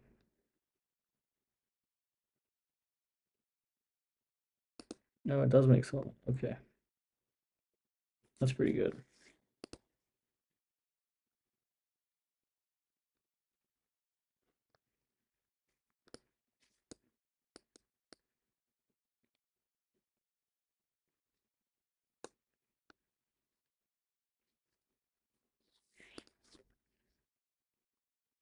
Does Perplexity doing good? Yeah, man. I've been really enjoying Perplexity. I've also been using their like voice assistant on mobile. That one's been pretty good too. Okay, Web3 Auth is one of the most comprehensive alternatives offering native Solana integration with social login. Awesome. Web3auth.io. Perplexity or Grok?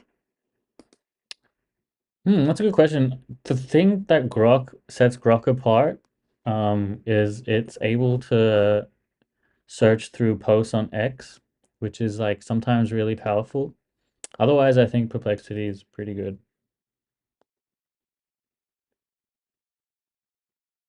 What's the pricing for Web3 Auth? It's about the same.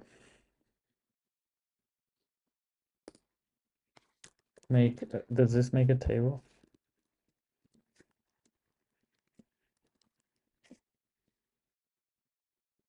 I love it when it's in a table. Like the live. Thanks, Billy.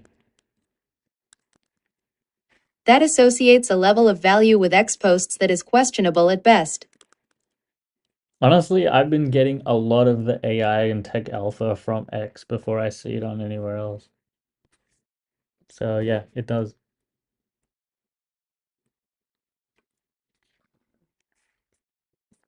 It does. It can be questionable. I mean, a lot of people don't like Elon, and then by proxy don't like X.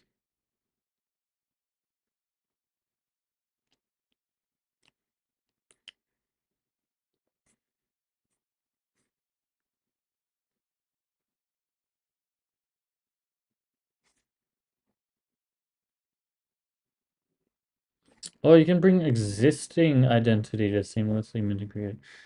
Hmm. Maybe I should just do Google Auth. I think I might.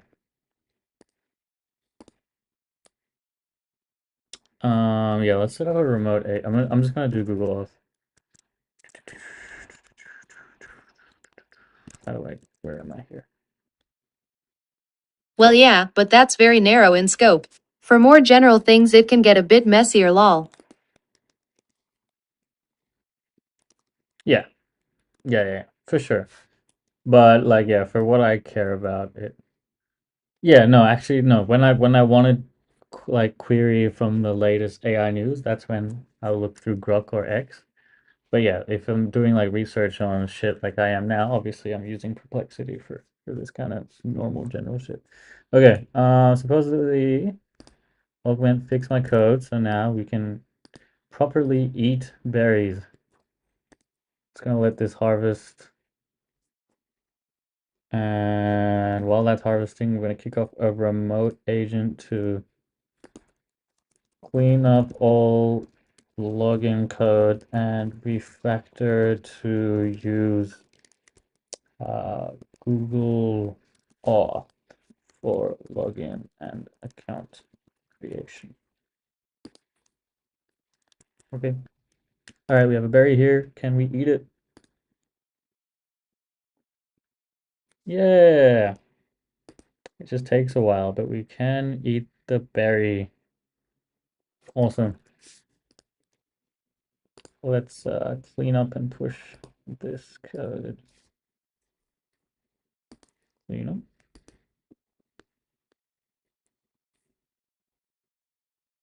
Oh yeah, also let's check that the dragging still works. Oh no, now the dragging doesn't work.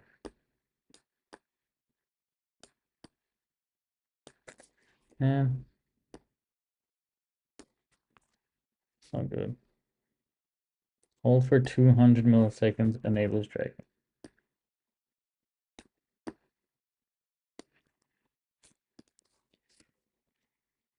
Dragging doesn't work. Even if I hold for like more than a second, it still doesn't work.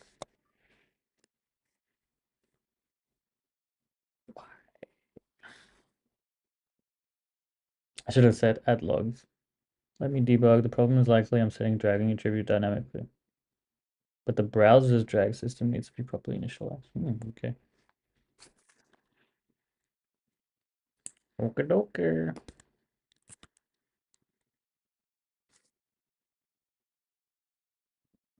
I'm just gonna stretch my legs real quick and lie down also.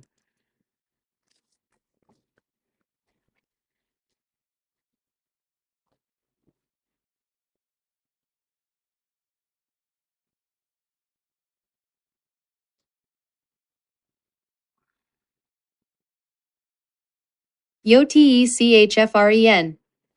Yo.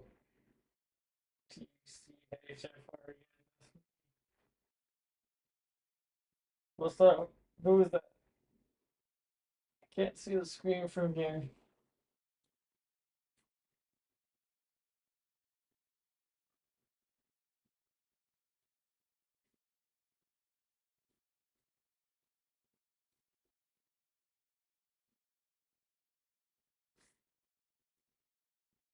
Would you vibe code ERP accounting supply chain system for business? Oh, it's Get Clark. The email.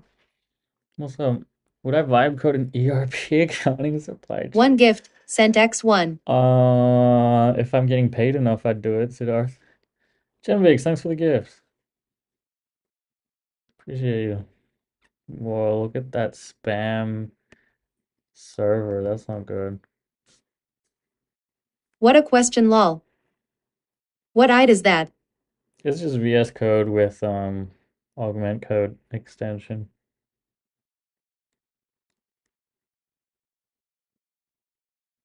Damn, dude, this might be running up my AW. I added more to the issues, did you see? Yes, I did see a billion issues. Just gonna log into my AWS account here for a sec. Hold on. Because I feel like my servers could be getting like hella spammed right now.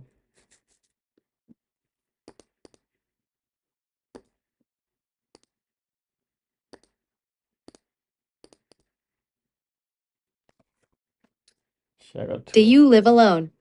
Not normally, but right now I'm in London in a hotel alone. It's a kind of a Oh, you watched that YouTube video last week. I'll email you link. I added more relatable ones to the early development. Oh, ATR sweet. friend, I really want to stick an LLM in my PC to get it to do everything. Any pointers? Get it to do everything? Which operating system are you on? And How's London? do you want to run it locally, or are you okay with running one on the cloud? London's okay, man. To be honest, I haven't really left the hotel all that much.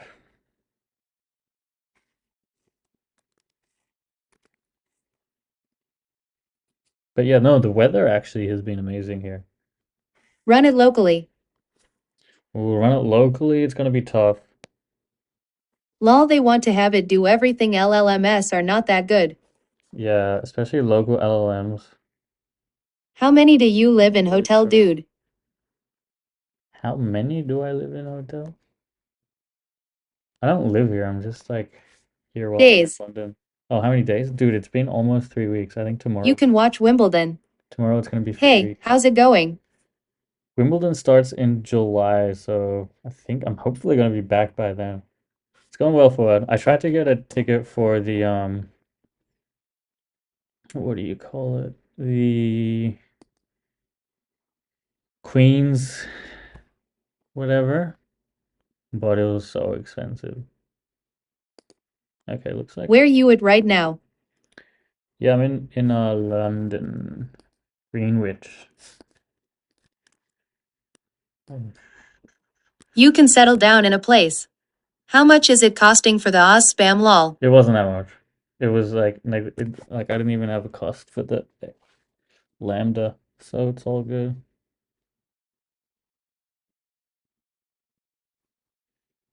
Would you visit Europe soon? I mean, technically I am in Europe. Fuad. But, oh, you mean the rest of Europe? That's good. Probably not. I'll probably go back to SF once I get the visa.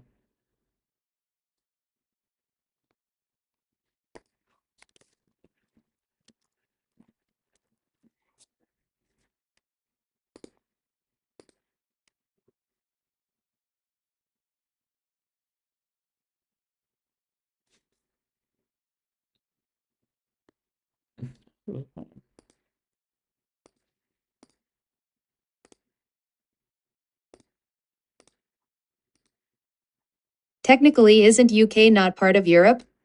Oh, sorry. Yeah, you're right. I forgot about Brexit. Are you going to make the advanced inventory system I gave you? No place like home. Probably not anything advanced. I want to stick to just getting the core stuff working first.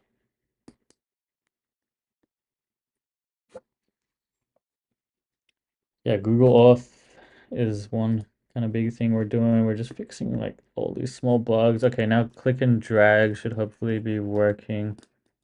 Need a berry to test it. Oh, we need the server to get a berry. It covers the core stuff. It covers the core stuff. I'll be the judge of that.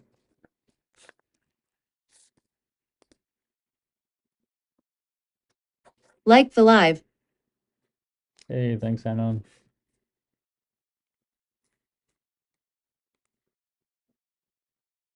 I'm based in France right now. If you ever visit, just let us know. Oh, awesome, Flora. Will do. All right, let's see. Can I drag? I would fix the WebSocket errors. Oh, nice. I can drag now. I feel like.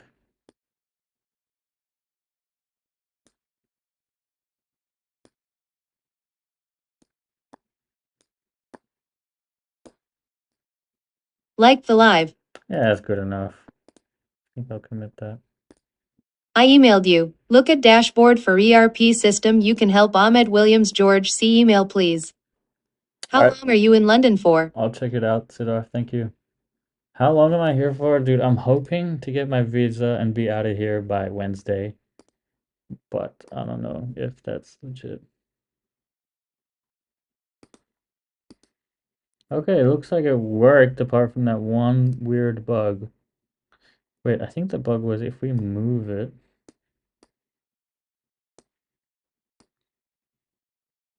And then click it here. I will sponsor you. If I move it, then click it, this happens.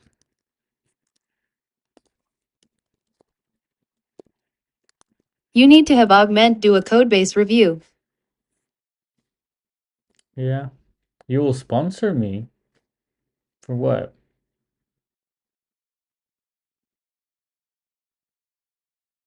For the email? I'll check it now.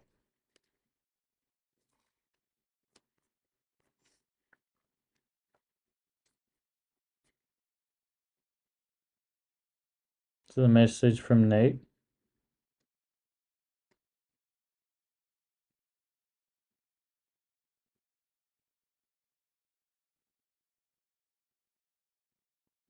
Nate, Yeah. I hate how people call what you or me or other people do is vibe coding. Yeah. No, we can be the change. We can be like, no, it's AI assisted software engineering. I would do a CoderRabbit review to make sure the codebase is good. Exactly. Yeah, no, we'll definitely do reviews eventually. I just want to get all the surface level stuff working uh, first.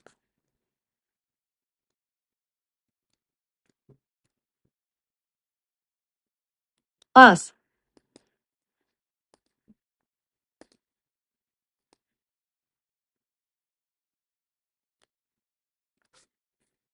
Yes, it does. I had a look at the dashboard. It looks pretty cool. What did you want me to do with it? Build more stuff like it? Or be inspired by it? I remember this YouTube video you got us to watch the other day. Oh, is that Call Ahmed. call him? Call him and say what?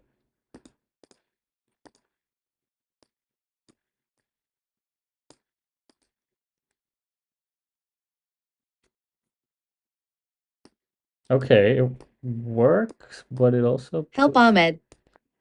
help him. Okay, sure. It works, but it moves it into the first line. Wrote a paper for IEEE journal. Coding took me 3 days. My professor said, "How come so fast, lol? Just sent you a DM. You asking a lot of questions. You want to get sponsored or what?" Wrote a paper for IEEE. Nice. How come so fast? The professor doesn't know. Doesn't know about the technology.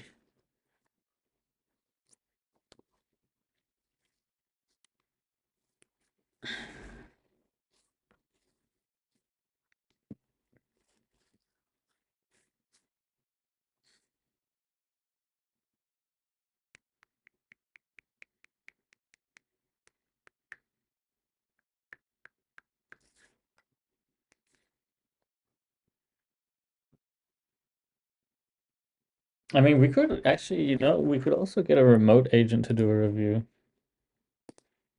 On which branch are we on? Item dropping system. Nope. Item dropping system. Do a review on any Did potential you see the minimap issue I put in the issues? bugs and vulnerabilities. What a simple prompt. Minimap issue. No, I didn't see that one. MMO gamedev. Yes, that's what we're doing. This is the MMO. Well, the start of it. I mean, obviously, it's like very early days. Yeah, start using the remote agents. But yeah, I mean, you can try it out at alpha.berrygame.com, and you can also see the source code at aj47/berrygame, where Dark Sky has made like over 30 issues. Like heads up display minimap.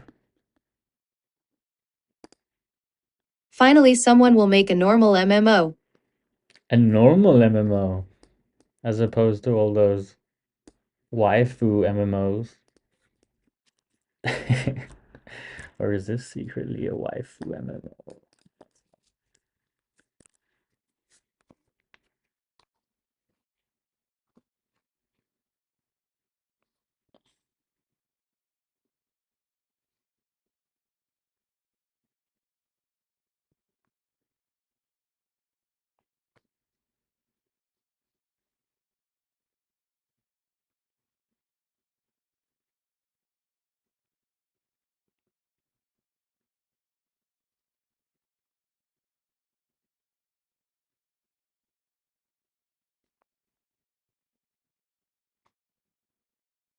I wish you every success in this endeavor. Oh, thank you.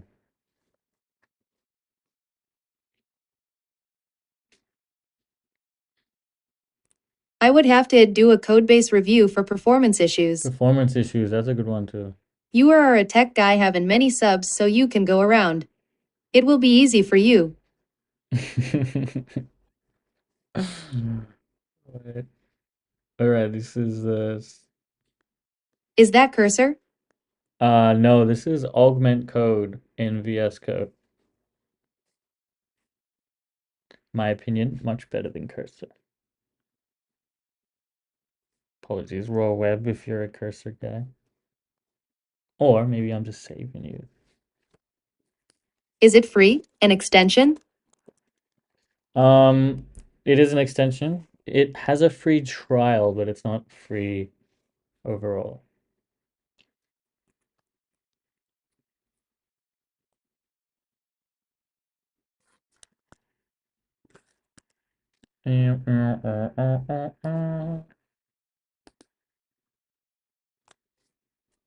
Augment code versus Claude code?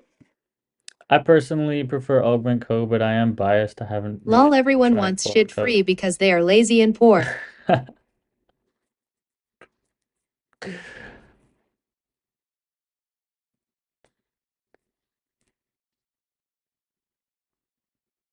Okay, this is What good. game are you building? I'm building this heavily inspired by RuneScape cross-platform multiplayer online MMO. I am not wrong and you know you it. Yeah, no, you're not wrong. Here we go. And now I'm debugging Hey, some people are just poor, berries. not lazy. That's true. Cursor plus Claude 4 equals best fro now imho. Oh, you prefer Cursor and Claude 4? Have you tried Claude Coder Augment? Yeah. And say that, or are you saying that without having tried them? Okay. Eat. Now they should stay in this slot. Yes, perfect. Have you tried Lovable and Cursor?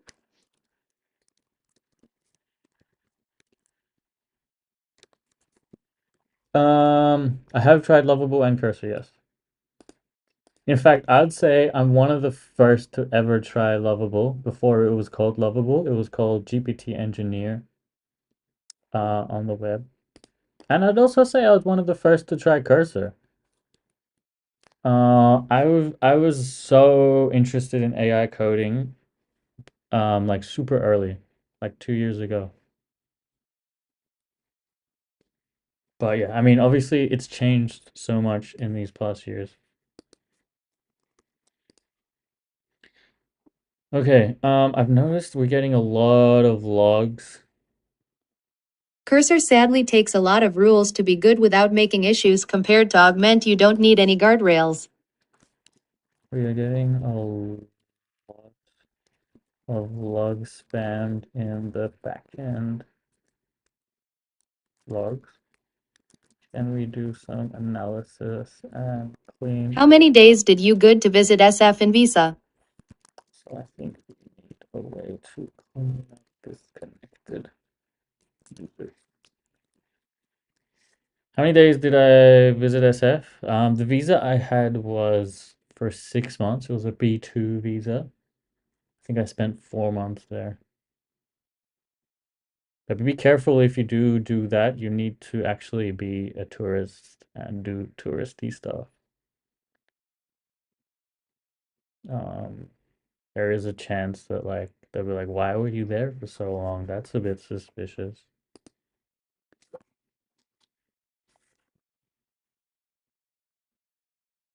I think vibe coding is a trend though. You still need the fundamentals to build something robust. Yeah, definitely. Definitely, but I also think that over time, the AI will Tourist get stuff more and like more vibe coding capable. in the hotel room? No, vibe coding in the hotel room, I don't think counts as tourist stuff. But like stuff like seeing the sights, nature Will parks, deport yo ass if you come here illegal or stayed along on your visa. Golden Gate Bridge, Lake Tahoe, Napa Valley. Going to events, that's something I did a lot. I think that counts as like going to a lot of those events. Like going to NVIDIA GTC, like all these like tech meetups and stuff.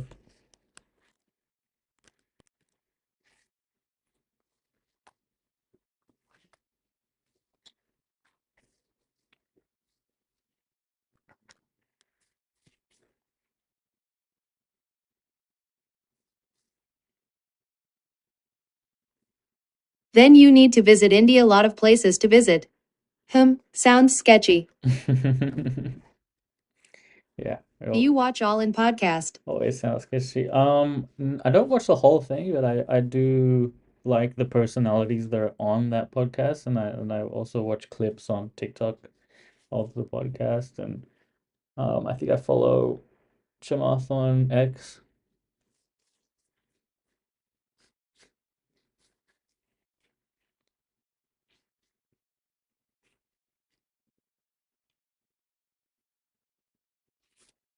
Yeah.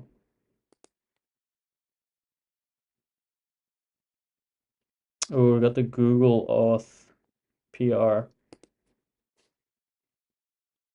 Oh, it cleaned up a lot of these markdown files. That's nice.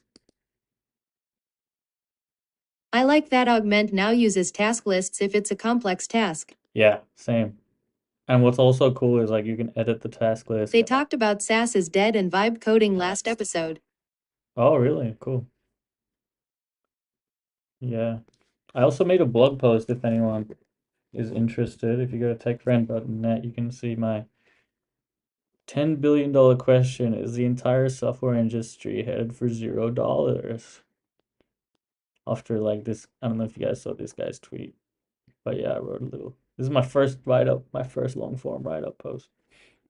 And you can even view it in tech mode, terminal mode. Wow, so cool, so terminally. I wonder how you made the assets in the game, by the way. Yeah, great question. Someone's asked this before. I actually downloaded them today, but I went to Sketchfab and sketchfab.com, and here you can like buy 3D models.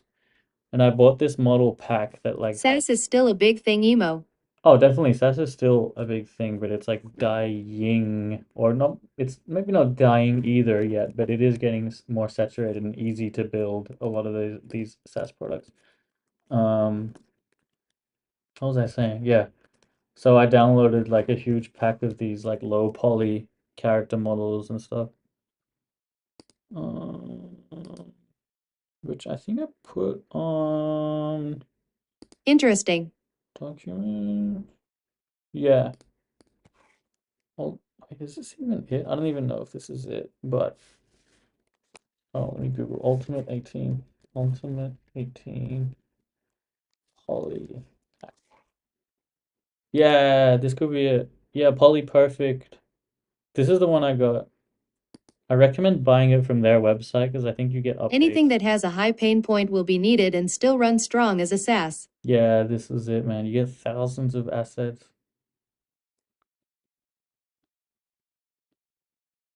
Yeah. Polyperfect.com. This is the one I got. But I got it from Sketchfab. But if you're gonna get I the would same say only small and simple things for SaaS are dying, but complex SaaS will not be able to be cloned. What made you code it on versus code instead of Unity or Unreal Engine? That's a good question. At the time when I built it, the web versions of Unity and Unreal Engine were super bloated and slow, and three.js was like super fast to get like a game on the web. Um, I think right now Unity is caught up, but yeah, I like one of my key features I wanted is for it to be able to be played on mobile, through the web or any device through the web really easily. And just Unity wasn't able to deliver that at that point.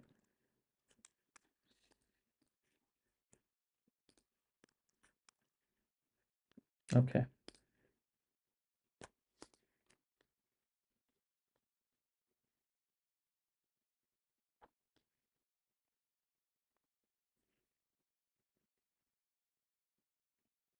Sweet, how's the journey so far? Do you think you can make a game easily on Unity or pure code is B? Yeah, it's been okay. Obviously, there's a lot of issues. Like three.js isn't a game engine; it's a like 3D rendering engine. So a lot of the stuff you get out of the box with Unity, you don't really get in three.js. But I think like in terms of performance and like customizability, like three.js is like pretty decent. I've been able to make a game on Unity before. My first game on the Play Store was built in Unity. I think Unity is amazing. Makes it pretty easy.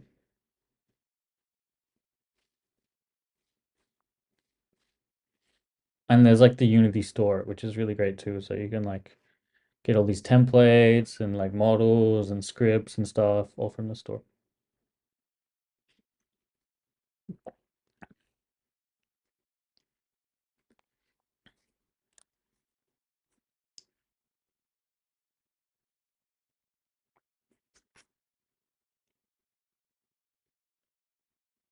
Okay, we've optimized the back end supposedly. Let's do another round of debugging here.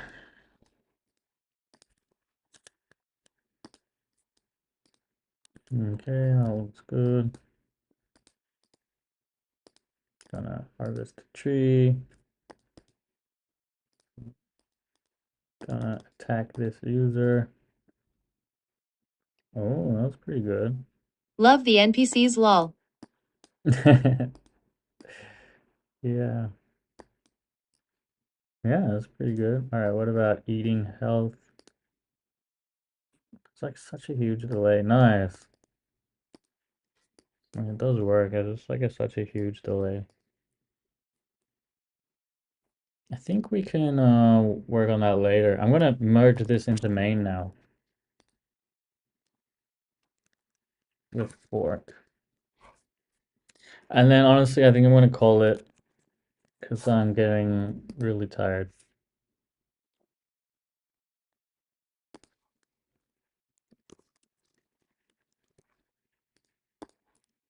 Bro learned how shank other users from IRL London. Yeah, bro. Man's been living in the ends, fam. Proper road man thing. Alright, push to main. Boom. Also, we'll do a serverless deploy.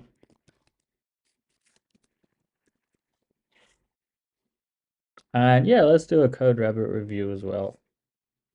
This is working on a Mac? Your code must be optimized. Yeah, Mac, Android. Cheers, Bob. It'll probably work anywhere. No worries, Stinging Viper. Stevan Viper. Did you see my Instagram story? Yeah, it'll even work on your phone. Like, check this out. See?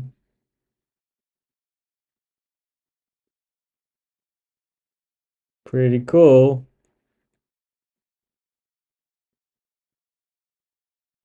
Sweet.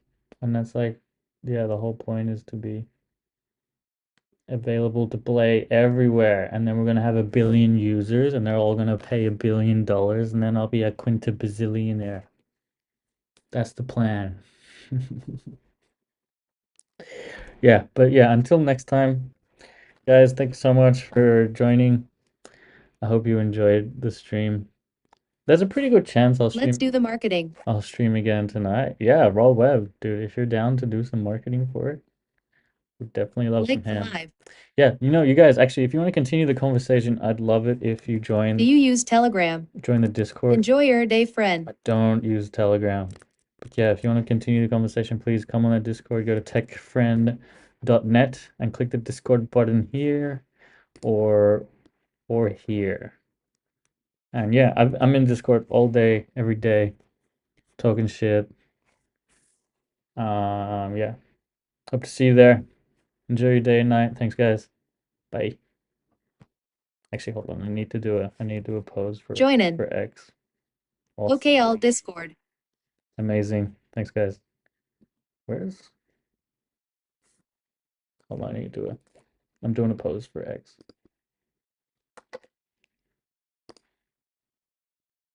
Okay. Bye. Bye bye.